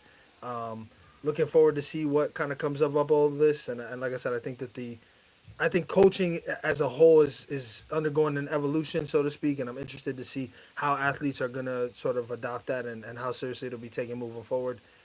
So really appreciate the time. Really appreciate you guys sharing something. Even though we don't have the recipe for the Krabby Patty yet, I am confident we will get that recipe at some point, uh, in some way or another. Maybe a leak or two. You might have to have guys sign contracts because your guys here will get it. But nevertheless, thank you guys. You always have a platform here anytime you need it, and have a fantastic evening in the great state of California. you guys are amazing. Thank you guys for having us. Thank Thank you. you for having me, bro. Appreciate you both. We'll Cheers, see you guys fellas. in Vegas, dude. Let's see. All Yeah, right. big pleasure as always. Break it down. Like you said, we're seeing the evolution of the sport continue, which I think is great. More and more opportunities for athletes to get involved. The more training that they can get before they get up there in a real match, definitely the better. Going to increase the overall quality. And seeing guys like Bryan Scambler and Pono Pau continuing to push the gauntlet of what is successful. And obviously, when that success leads to results up there on stage, it definitely starts a movement. And, people want to get involved and be and partake and things like that are taking place. So if you are in the Las Vegas area, reach out to Pono or Brian March 14th, 15th, and get yourself involved, hone in your skills, and become better at your craft. All right. Next up, and last but certainly not least, we kept him waiting. I'm gonna have to apologize for that, but he is none other than I'm gonna call him the nephew of Isaiah Rodriguez, but he's also in his own right a power stop striker. I don't believe off the top of my head he is ranked anymore, but he once was ranked in the light heavyweight division, if I'm not mistaken. He is none other than Prince, also known as Esteban Sabedra. Is he there? He is not there. I'm here, just I have the camera off. Oh, okay. There we go. All All right. part of the So get 'em. first things first. First things first. I apologize. You'll have to invoice Pono for the delay. That unfortunately I'm not gonna take credit for that one. I couldn't do that on my own. But appreciate the time, man. We chatted. We had an opportunity to chat in Las Vegas, Power Slap 18.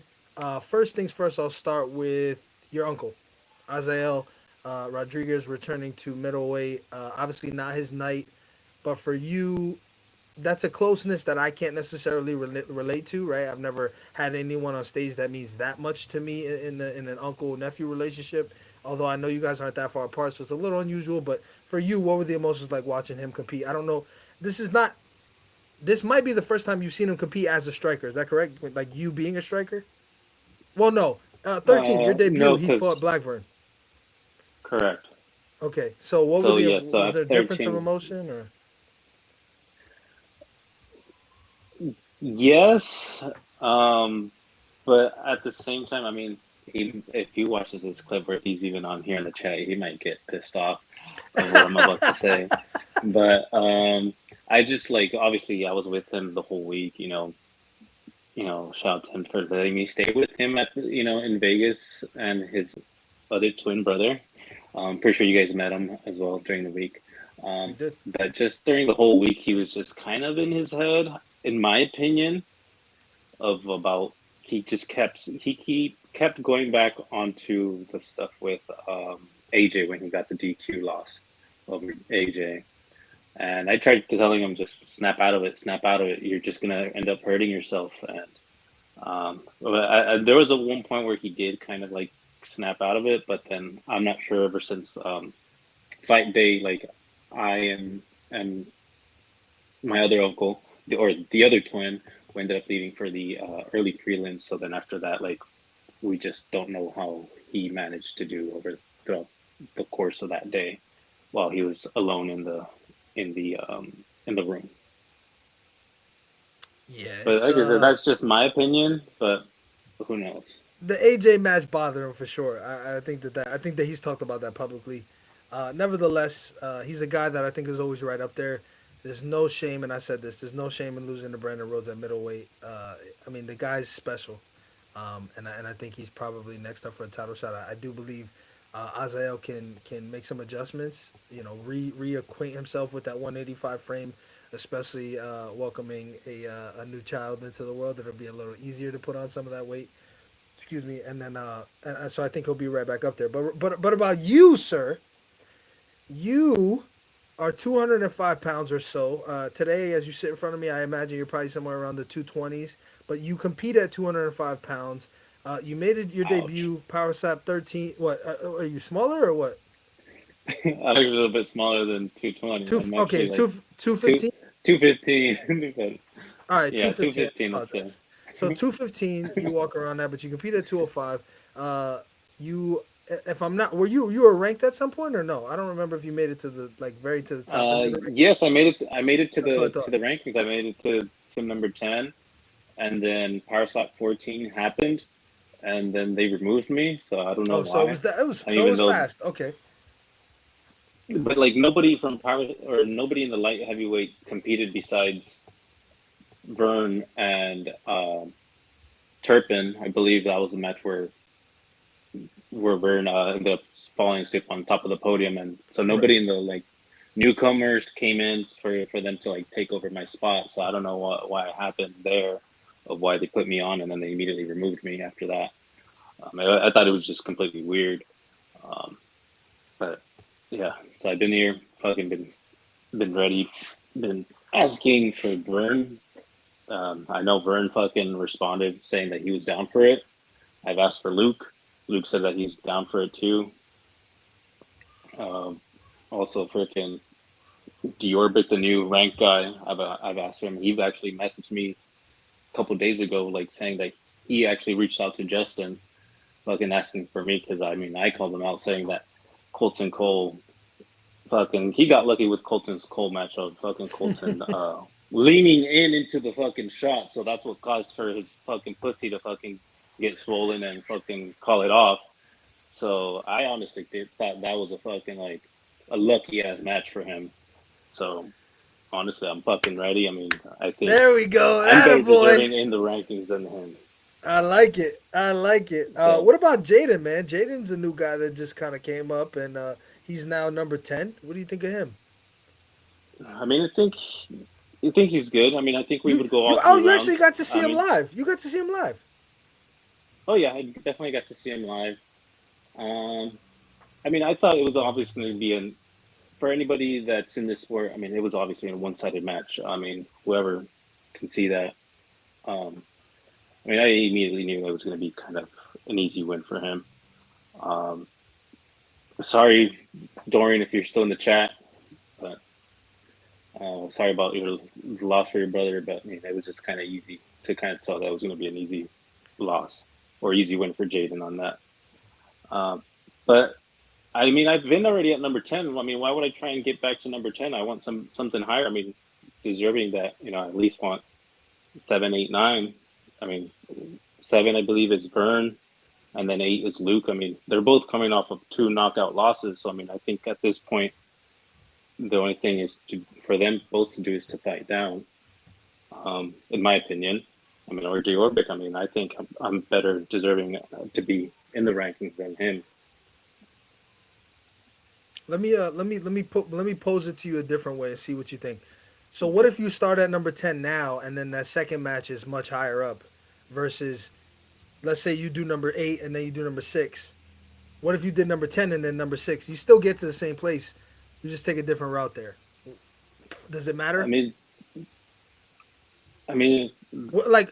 okay. So let's use the names. Let's use the names that you use. Sorry, I don't mean to cut you off. So Vern and Luke, they're coming off of 2 losses in a row, knockouts. Vern clean knockouts, Luke TKOs. Diorbeck, technically a win, but a really weird one. Jaden had a proper win. So what's better? Is it the ranking that's better, or is it the guys that are on the hot streaks or the losing streaks?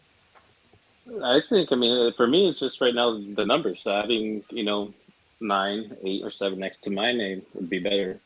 Okay. I mean, I guess that's the best way I can put it out for you. Fair enough. I mean, because I already had number 10 next to my name, and why would I want to try and shoot again for number 10? Who's to say that you're not number 10 still technically, because Austin Turpin's in the rankings and he's not a light heavyweight. So if you take him out, who takes that spot? You're right. I see that. I'm just saying, so technically you're fighting down no matter what. I'm down for it. No, yes, I'm up for it. So I know he reached out to me too, saying like he was down for it, but he fought too soon. So unless Power Slap decides to send both of us contracts, I'll sign it immediately. Yeah, I think the best thing, honestly, is just stylistically what matchup gives you the best opportunity to get one of those highlight reel KOs and propel yourself up. I think, we've seen it before that even if you win, you may not get in the ranks or you may not move in the ranks. And so I think if you believe that someone you can get in there, and obviously, compounding injuries, guys coming off multiple losses by KO or TKO might not be a bad way to go to kind of make it 3 in a row and put your cement and your mark on things. Esteban, I like this new found energy. I know that you're making things spicy. You're kind of like, I'm sure Ding can talk. He's more in the HR, kind of corporate world than I am. But, when you have a disgruntled employee, it's like they go through these stages. And Esteban's over in this I no longer give a shit stage now. And he's holding nobody at, not holding anybody back in that light heavyweight division. I got to get somebody out of you. Like, I don't want this 6, 7, 9, 10, 11, 12. I need one name. And I need you to light that on fire, my man. Well, give me fucking Vern, obviously. I think he fucking deserves to fucking retire already. I'll be the one to fucking retire. I don't think he's... I know he did a good thing for the sport, but honestly, you're at, what, 45 now? Come on, man. Like, there's so much you can do now at that age. So, might as well hang up the gloves. Last match against me.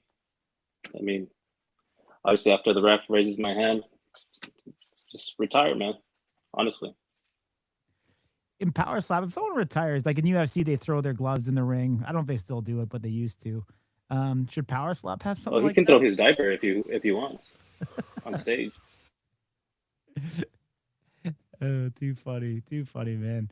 Talk of Wolverine retiring after this next match. That light heavyweight division. I think now's the time to make a move. If anything, if Wolverine walks away, opens up another spot and creates some intrigue.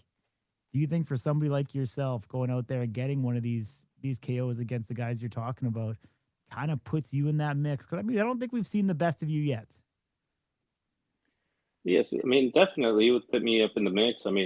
There's been a lot of improvements that I've made since my debut. I think everybody since that's in the sport has always made improvements from when they first competed. I mean, same as myself. You know, I've improved from my debut up to now. I mean, there's a lot of things that, I mean, I'm stronger, I've hit harder, faster too. But I mean, it's just all about a matter of time of when is that opportunity going to happen again for me to showcase those new improved skills. You care to answer? I think hopefully April 17th, if they give me the shot. I mean,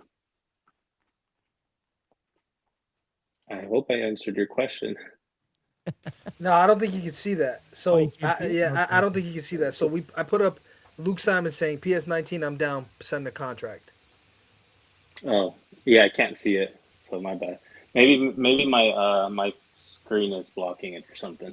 It's all good, There you but go. I mean, I still can't see it. But let's answer it. Let's answer it. So PS19, Okay. I'm down, sign the contract. That's Luke Lethal Strike Simons. What do you got? Fucking let's do it, man. I mean, I'm up for it. I mean, I think that would definitely put the test to see if you're still up in the top 10. I mean, and still if I deserve a shot at the top 10. So if you guys are competing, you're saying he's competing to keep his ranking at all. Well, I mean, I believe at the moment how they have me in the rankings, I believe that's how it's going to be. I'm not sure. Or unless you're mentioning to do side bets with him, kind of like what he did with Allen. Is that what you're implying to? No, I just mean I just mean in general, as far as the rankings go. You know, is it? Damn, you remember stuff a lot. That's a good one. I like that because Luke absolutely shaved his head after that match. And then I still remember our side bet about you going out and freaking waxing your beard completely. But what was it about? I think it's just me getting a knockout win. Oh yes, a proper knockout. That's it. Let's revive it. So you get all right. So I'll say it right here for everybody. Today, March 18th, 2026, the year of our Lord. If Prince Esteban Sabedra gets a clean knockout, meaning his opponent is unconscious for any period of time, and it's not considered a disqualification, I will wax my beard on camera. Wax. No. Slow down. Wax. Yes, I will wax. Yes. Wax. Wax is hot wax? the like hot wax. I mean, what other wax is there? Yeah, there's no other. Yes. And then yes, Big G's is going to be the one pulling the thing, the strips. Okay, fair enough. Big G's will be. No, he's saying Slap News driver. Big G's will have to pull the strips. Oh, okay, gotcha. I hope Corey doesn't go like, "Oh, me next." No, buddy.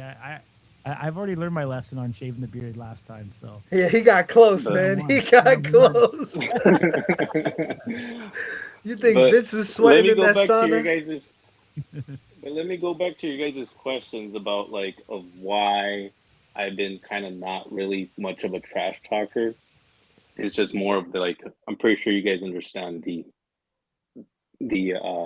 work that I do is doing therapy with kids. So I've just been kind of more making sure on the things that I say, just because a lot of my families or clients do watch the sport and have noticed me on there.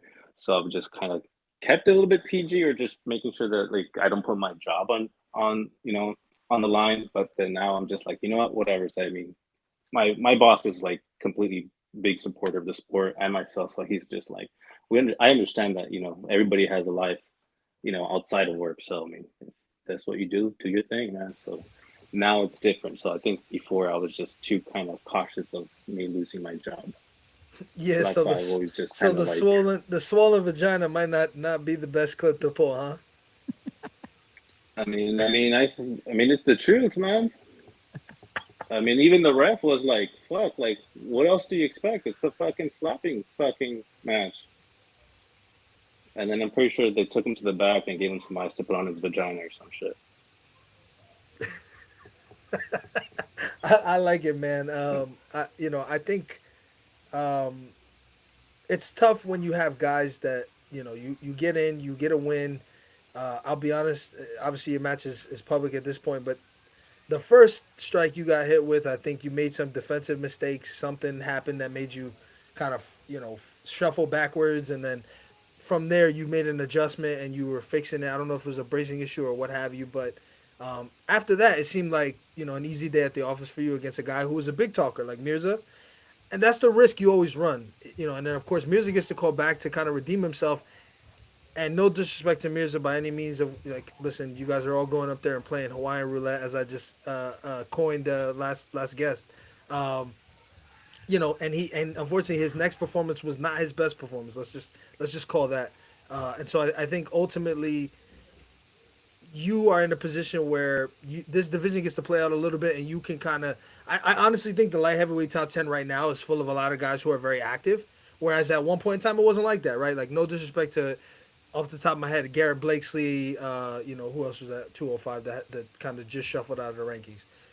Garrett Blakesley was a big one though, right? But he hadn't competed in such a long time. The last time he competed was against Luke. It wasn't his night. TJ Thomas is another guy that comes to mind. Was Cody Belial 205? Cody Belial was 205. He was in there for a while, kind of holding on to the top end. Like Colton Cole's another one that they just kind of, they weren't super active. They weren't super successful. I think the top 10 as it stands right now, with the exception of Austin Turpin, obviously Vern hasn't competed in a while, but everybody else is kind of right there. Russell just competed in October. Alan Logan, Crazy Hawaiian, Wolverine all just competed a couple weeks ago. Luke competed a couple weeks ago. Peter competed a couple weeks ago. Jaden competed a couple weeks ago. Like, do you understand what I'm saying? And I just think that division hasn't always had that depth and that strength of schedule for those guys in the top 10. So I just think you have this great opportunity now to insert. Corey seems to believe there'll be a May event. I don't think so. I think there'll be a July event personally. Maybe they'll do a June event and tell me to go fuck myself. They'll do May, June, and July. I don't know. I can't tell you. But what I can say is I think, although it's probably been frustrating for you as somebody who's on the outside, I think your division is at a perfect place for somebody like you to come in and make a splash, because these are guys that are today's, top 10 athletes. Like I said, I'll take Vern out of that, and I mean no disrespect, but he hasn't competed since July. He's on a 2-fight losing streak by KO. We don't really know if he's ever going to return. So he's probably the least active out of that group, but besides that, man, I think that the division is slim for the pickings. It's ready for you to kind of come in and do your thing. I think you just need to do a little more of this, which I think tonight you've done, and we appreciate. The swollen vagina and the diaper, all of that's great. I think that'll be fun stuff for people to hear. But ultimately, I think at the end of it all, you have to, you're talking. That's why I made such a big bet, because to be perfectly honest, I'm not betting you that you're going to proper KO somebody because I want to lose my beard. I just don't think you'll do it. That's my personal opinion. I got to see it. I need you to do it. So I'm motivating you in my own little sick way to get up there, put whatever anger you got into you. And if that means you got to think of, I'm going to get this motherfucker to wax his beard live on whatever, totally cool. But I need something from you, because the story's got to end a certain way, right? We've been talking. I got to see it, because the first match, although I think you were the more stoic, the more quiet one, Mirza was the one who was a little more open and kind of confident. Obviously, it doesn't go his way that night. But the second time that he goes up there, he has a much worse time. That could have been you that did that to him, but it wasn't. And so I want to see that next time. I need to see you fucking make somebody look lifeless, and I will smile while I get the wax strips pulled off of my face. Is that fair? That's fair. It's completely fair. I think it's just, as I said earlier, I think I was just too cautious of my work, but now it's just like, whatever. So I can be myself again on camera now. Yeah, I don't know how much you can say that's worse than, like, you're already slapping people in the face for a living. I don't know that like your class are gonna be like, oh, he said a bad word, like that's not cool. Well, like I'm a sorry to interrupt you, Ding, but I'm gonna put it up to you like this. Oh, besides children, I also work with high schoolers as well that are in the spectrum, and one of my students recognized me, and he asked me like, "Oh, you're the slapper. Can you slap me?" And like he put his face on. I was like, "What the hell? I'm not gonna slap you." So then I just had to go and talk to obviously the school principal on that, and then obviously they removed it from my class. But that's how bad it has gone. Where the high schoolers have recognized me. So that's That's why it's awkward. just like yeah. So They should be paying you extra, man. I mean, I wish, but I mean, when you're in the education field, I mean, there's not really much pay. You know what we got to do? We got to find. This is a side note that Prince just brought up, made me think of. We got to ask these guys, kids, like when they're old enough to understand. We got to ask them, like, what do you think of this? Like, you know, UFC fighters always talk to like, oh yeah, man, I don't let them watch because it's violent, blah blah. I want to hear from an 8-year-old, a 12-year-old. Like, I want to know what they think of their parents either slapping people or getting slapped. So for all of you watching, if you got kids and you compete, let's have a conversation. Of course, we want to go through you as the parent and not through the kids, but we'd love to hear some, you know, in a very sensitive and a realistic way. I'd love to hear what kids think about their parents slapping people, because it's interesting that you bring up a student would have that outlook. So imagine a high school child that is the child of, you know, let's just say a Vern Cathy, probably has some pretty funny stuff to say about their parent and their activities outside. Let's see here. What am I missing? I don't see anything, nothing crazy popping off to me in chat. But last thing I wanted to ask you about, you are doing, or you have done, forgive me, I don't remember where it's at, but you've been at a UFC gym doing, you know, doing the spin wheel, giving away merch, signed posters. Talk to me about that. Is that something that you're doing on your own? Are you doing it in conjunction with the promotion? Who's supplying you with this stuff? Because it seems to be getting good engagement. People can slap the head and all that stuff. So I reached out to Sin back or before New Year's or Christmas, can't remember. And then I just asked them like if they had any, you know, extra merch for me to like give away with, and that I was partnering with the UFC gym here locally that I go to. And Sin then directed me to Justin. Justin was able to ship me out some stuff. And then like the poster, the one that I was giving away, that was one of Azal's old posters when he competed in Power Slap 1, I believe. So he said like, oh, I don't want it because I'm not on the poster. So I was just like, okay, whatever, I'm just gonna give it away. And then so I gave it away, or somebody ended up winning it. So then Justin sent me some merch. I still have some merch from Head Rush, which I also combined with it, and the spinning wheel, like, and the gym was able to offer like discounted prices for like new members, or even like a whole week of like chirotherapy sessions, like free. And they got to slap me too. So there was one girl where she just goes like, "I've never slapped anybody before." And Hey, just, like, whoa, where's the videos? I was just like, "Oh shit!" Videos or it didn't happen, bro. I'll send What's them up? to you. All right, do that. Let's get those public, man. What's going on here? I did post it. I think I have it on my highlights. All right, well, we got let's get it posted like, to the masses. Yeah, I mean, I'll send it to you guys directly, but I mean, I'll post it on my story again. But yeah, so, like I wasn't expecting it because she was like, "Oh, like you see, like this little innocent girl, like I've never slapped anybody," and then boom, just like she just gives me a good one. I was like, "Oh shit!" Like I'm not even wearing my mouthpiece. Like calm your ass down. But that was funny. I was just like, she tried hugging me. I was just like, get the fuck away from me. Yeah, get away from me. You just slapped the shit out of me. Leave me alone. But yeah, that was just funny. And then, Power Slap athletes slap Ding at Power Slap 18 too. Oh, God, I knew this was gonna come out. I knew it was gonna come out, man. What did you think? Did you see the video, Esteban? It's hidden. It's not really like I saw the video of him being almost knocked out by a girl, and him to this day still hasn't washed this side of his face. That's correct. Because he got touched by that. He was whatever you said before. That's the only thing I've seen. You know, I was about to say that after tonight, I'm really interested in seeing you compete, but you just made that all go away, man. Sin, Justin, man. If you're watching, don't give this guy shit. Don't fucking help him with his UFC gym stuff. Don't give him a match. Fucking let him sit. Let his contract run out, man. Don't give him anything. I was trying to help you, and I just. I mean, man, I'm glad my wife doesn't watch this. Come on, you know that's a Latino you would have just got me put in the doghouse. You would have just got me put in the doghouse if my wife watched this show, man. She'd have been like, "Wait, somebody slapped you and you didn't wash your face?" Come on, man.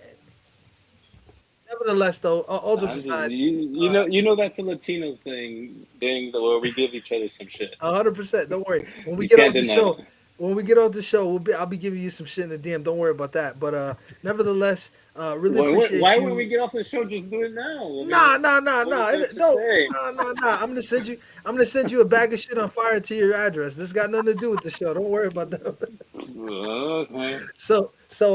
No, but all jokes aside, man, I'm excited. There's a few names that you called out. Vern, you kind of intrigued me with because you were talking about his diaper and retiring. And Luke is another guy I think that's there especially because he was in chat. He responded to it, of course. I don't know that I'm super interested in Jaden or Diorbeck, to be honest with you. I think Luke and Vern are kind of where my head sits. Nevertheless, though, I think what you're doing at the UFC gym is not, number one, unique. Number two, it's admirable, and I think it's exactly what's needed for people to start to get accustomed to the sport. I will, however, be embarrassing you as soon as you do send us that strike footage. I will post it. So there's that. But that's a you thing. We'll have to litigate that in the court of public opinion. But nevertheless, man, appreciate the time. Glad we were able to get you on here. And hopefully the next time we talk, it'll be pre-fight for Power Stop 19, 20, 21, something like that. Well, hopefully it doesn't take all the way to 21 because that would be 7, 8 events already without me being called. So I'm just like, come on, I need a match already. Like, Yeah, I need money. I think it would end up being about a year. That's a good sell, man. That's a good way to sell. Is tell Sin, hey, can't pay my rent. Like, how could they not say yes? Even if that's not true, but how could they not be like, yeah, I'm gonna get this guy a match because he can't pay his rent? I'm just tactics. I mean, chess, not checkers. Well, technically, I only work like 7 months a year because school, or basically 9. Because we get summer off, so it's kind of tough during the summer, and summer's like right around the corner. So yeah, man, I need money. Cooking. Like, I'm with you, bro. Let's go with that story. But thanks for the time, man. I apologize again for the wait. You can send that invoice to Pono Pau, also known as the Hawaiian Assassin. Look forward to chatting with you whenever the next time is, and hopefully it's in the lead up to a match. So next time you see Pono, call him Mahu, just like that. Just be like, hey, what's up, Mahu? Mahu? If you know Hawaiian, yeah. Okay, it's a Hawaiian thing. Yeah. And if I get punched in the face when I do it, how do I handle that? Do I tell them? Do I rat you out and you got to get punched in the face too, or like what's the? I always call him Mahu. All right. So he's not gonna hit me. Is what you're saying. All right, cool. All right, works for me. Awesome. All right, brother. We'll chat soon, man. Thank you. Dude. All right, man.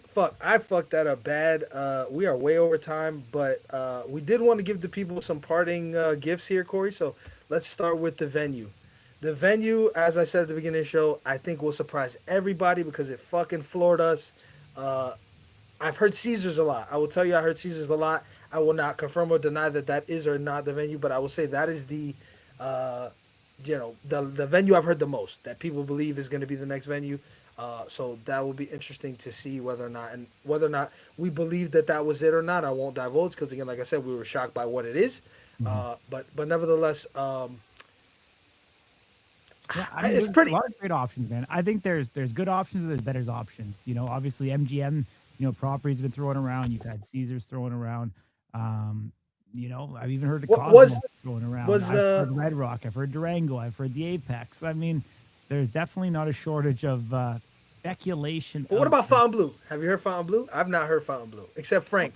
Frank did the right thing when he's like, if we do or don't, but I've not heard Fontainebleau up until this point. Go check the public records. You see it's pretty well known that their company is not the best financial standings right now. So who knows, with all honesty, where that goes. And it definitely, as Frank alluded to, if it was the last of it, it's definitely a changing of an era.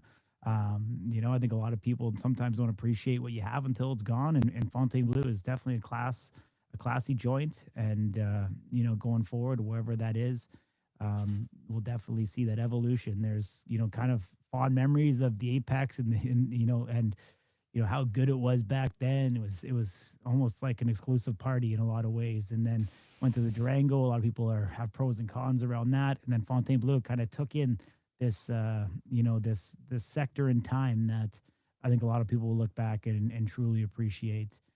for all the fond memories and moments that were there. But there really hasn't been any talk of it, to be completely honest with you. I mean, if there's a curveball that nobody's seen coming, I think it would be Fontainebleau re-upping at this particular point. And obviously, you and I are not purview to those contract negotiations, whatsoever. But obviously, there's a lot at stake, for Power Slap and Fontaine and whoever that new stakeholder is. And there's seemingly definitely some interest and seemingly multiple players kind of vying for the next home of Power Slap and really being that marquee place in Las Vegas. All right, let's talk about the card. What can we say about the card? 17 You'll or for 19? 19. So Yeah. I will say that there is, you'll see some old faces, some faces that you haven't seen, some staples that have existed in the promotion, in days past. That I think that there's some great matchmaking being displayed on this card. Dare I say it is wrestler heavy as we expected it to be, obviously with WrestleMania weekend. I think most matches feature at least one wrestler, so do with that information what you will. Let's see. Do I want to break the ground here? Corey's going to kill me because we didn't talk about this. Fuck it, I'll do it. There's more than one title that we expect to be defended that night, so that's a difference or a shift from what we've been used to. So that's exciting. So do with that what you will. How many super heavyweight matches do we see? I want to say 3 publicly. To be honest with you, with the strength of this card, I could see early prelims actually being live. I could honestly see that. I don't know that they'll do that. I don't have any insight on that, but I do think that this would be a great card to sort of trial that because it is talent rich in my opinion. Even the new talent, there's some new talent that's kind of coming in from some of these combines that they have quite a bit of what I'll call steam behind them in one way or another. So I'd love to see early prelims live for this card. I don't know if that would be the right move forever, but I think for this card certainly. Let's see what else we got. Reed Hager, where do you see him going? I know we talked about it before. Hager will get a ranked opponent. I don't think. It's to be honest with you, it sounded like Pono was alluding to him having potentially been talked to about the Hager match. If I'm being honest, as we sit here today, obviously I've not seen Jake Hager do anything. I know Brandon said he's been working with him, but anybody 5 or above, or even I guess in Pono's case now technically 6 or above, it's probably too much too soon if I had to guess. I'd like to see the guy get hit first before putting him against like what I would consider to be the killers in the division. I mean, where's Wes at? Is Wes above 7 or above 6 or 7? Let me see. So Wes is 5, so that's fine. Yeah. So my statement stands. I'll say 6 and below. I think is too deep.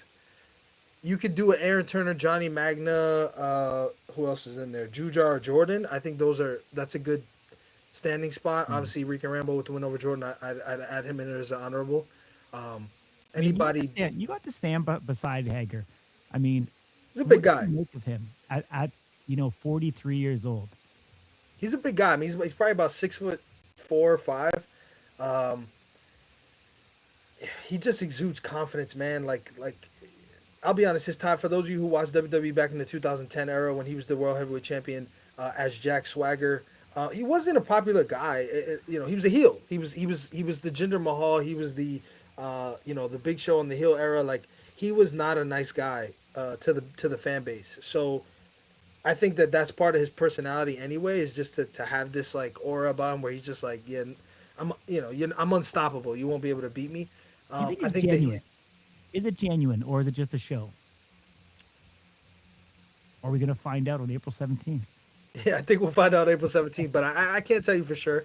I don't know that I talked to him long enough to be able to tell you who he as a person is. I mean, who do you think I was? I forget who he called me out as. He called you Chris Van Vliet. Yeah.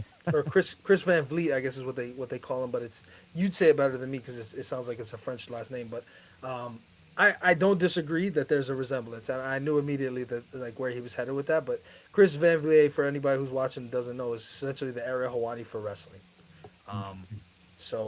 Nevertheless, what else can I tell you about that card? You'll see women. You will see women on the card for sure, live without a doubt.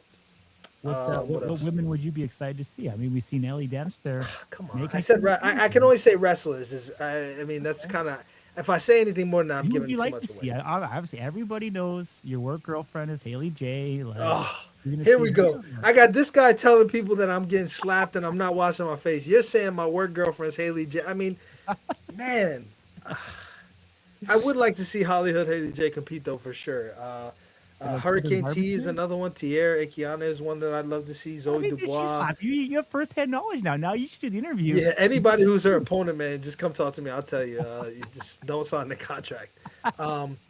There's been a lot of talk of Paige. Obviously Ellie does the video with Mike Tyson. She kind of alludes to signing the contract. So I don't know if that was presented or not, and where that all stands. But if that is the case, it would be exciting. I think that it's time for a women's division belt, but that's not up to us, of course. What else can I tell you quickly about the card? What do you mean? You're not making matches, thing? I No, thought I don't make matches. No, contrary to popular belief, I don't make matches. Let's see what else. I don't know anything about any camps that are coming up, but I'd imagine they'd have a camp before July. I'd say probably at least one. I think with Mark Smith being out, that made the camps impossible because he's kind of been the guy. Without divulging anything too specific, I think Mark Smith will be back for April 17th. Personally, that's my prediction. My understanding was that he's doing well, and he was at 18 in the rules meeting on a scooter. So I imagine at 19 he'll be on stage without a scooter. Maybe he'll have a little hop in his step or something, but it's not like in the UFC where he's got to jump between two guys that are actively fighting. So I think he can probably resume his power slap duties at power slap 19. So if you're looking forward to the great Mark Smith, that is something that I think you can look forward to. What else do we got, Corey? Come on, we got to have something good and juicy to tell the people. Heavyweight champ. We're gonna see him anytime soon. I mean, it's been a little while now. So let's just be honest here, right? So the light heavyweight championship is off the table, right? Because it was just defended. So that leaves welterweight, middleweight, lightweight, technically, heavyweight, and super heavyweight. So lightweight, probably not, because Dakota's the guy again. I just think it's too soon. One, for him to compete. Two, for him to compete against Robert Trujillo again. Cole Young is on the table, I think. Isaiah would be on the table, but it would be against Brendan Rhodes. Sorry? Who at 70? Like, you could run it back. You could run it back with Anthony Blackburn. You could do Andrew Provost. I mean, 70 skin and bone. You could do Branden Bordeaux, pull him down and have Branden Bordeaux go at 170. 85 is available. But the problem is if Brandon Rhodes is the guy, I think it's too soon. Chiefs got to fight in BKFC a week before, so there's no way. Yeah. Darren Godfrey suspended, so I just don't know that Isaiah has the right dance partner at 85 to make it that quick. But I'll say it's on the table because Isaiah, I believe, is on the table. Heavyweight, Damien DeBell, there's plenty of action in his division. I think that he's up for grabs. We've been wondering where the hell Hawaiian Hitman's at. Makini Mano's been waiting at the doorstep. He's up for grabs. So I think you've got about 4. And then Paige and Ellie, I mean, that's out there. I don't know if that is going to happen. Obviously, again, if Ellie's going online getting Mike Tyson to say sign the contract, I don't think that means that there's a signed contract, but it sounds like there's a contract. So I'm not sure where we're at with that. But if that's the case, like I said, I will not tell you. I will not tell you exactly how many titles are being defended, but I can tell you it is more than one. Is the plan? And I think that's if that match with Ellie and Paige happens, is it safe to say that it will be for a title, or do you think there's a world? 1,000,000%. No. If Paige and Ellie Dempster are on stage together, it's a championship without a doubt. There's no world where Paige Van Zandt returns and there's no belt. It doesn't make any sense. Yeah, I mean, with short memory, I mean, there was a time, and I know obviously you and I have had some conversations with people in Paige's camp too of if or when she'd ever return. I mean, obviously the injury she occurred, it's probably coming up on about a year now, isn't it? Yeah. Honestly, she get ready International Fight Week, probably June-ish kind of thing. So it's coming up on a year, and there was a lot of question marks if she'd ever come back into slap fighting. So I think there's definitely a lot of things that have to go into place to motivate her to want to be here, in power slap, and to potentially put, which was, potentially a life-threatening injury on the line, and see how that holds up. So It's really something you can't test for. So we'll see. For sure. Let me see if I have anything else that I can tease about this. I think in a lot of ways, like this is almost becoming the international fight card this year. Like the International Fight Week, often has kind of posed up a lot of some of the international matches and kind of more. Remember back in the early days, there was the 3 title matches on it. Like I think it's Oh, kind of positioning that way. yeah. So I'm curious though, from your perspective, now that you know that this card exists and you've seen it on the backside, you've seen kind of what it's shaping up to be. What's bigger, this or Sturgis? Um, I mean, consider that the community that follows the wrestlers is going to be in Las Vegas that yeah. week. I think the hard part is honestly, dude, is the schedule that WrestleMania is putting out, and they're not doing Power Slap any favors. That's for sure. You're doing Smack Talk on Friday, WrestleMania Saturday, WrestleMania Sunday, Raw on Monday, all in Las Vegas, 4 events back to back. That's a lot to compete with. Looking at some of the matchups and the talents. I mean, if the rumors are true, and that's what I'll put out there, this is going to be by far the biggest card to ever take place. And you're just not going to have the ponies left in the stable to be able to come back. Maybe August. I mean, Come on, yeah, of but course you can. it's going to be tough. It's I going to mean, be tough. this crop of talent hasn't been through that era, but there was an era where AJ Hinch, Dorian Perez, even John Davis were competing back to back to back to back between Power Slap 1 and But 4. where things make sense, though. Like I'm just saying, a lot of things make sense and are lining up for this card. And if it is lining up the way that it was, some of the old faces with new guys, some of the titles that could potentially be on the line, some of the challengers that are taking place,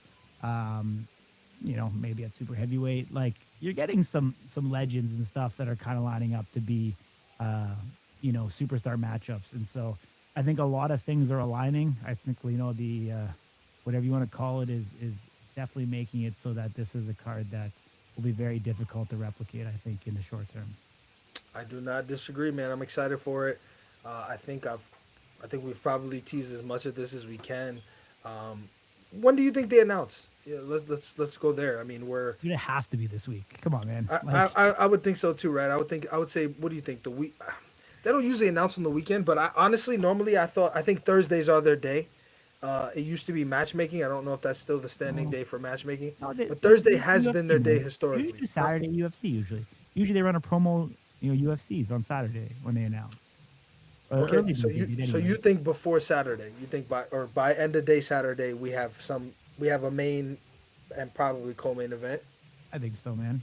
I believe so. Yeah, I think they have to.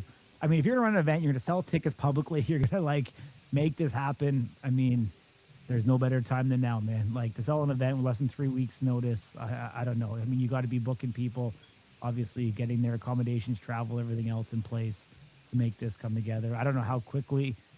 You can call the commission up and be like, "Hey, I got an event next week. Can you show up?" I'm not sure. I think they can do that. Like, no you problem. Think so? Yeah, I think so. I think so. Okay. The relationship that they have with Jeff and the guys over there, I think they probably can. Yeah, let's see. I don't think that they will, but I think that they can. But nevertheless, man, another week in the books here.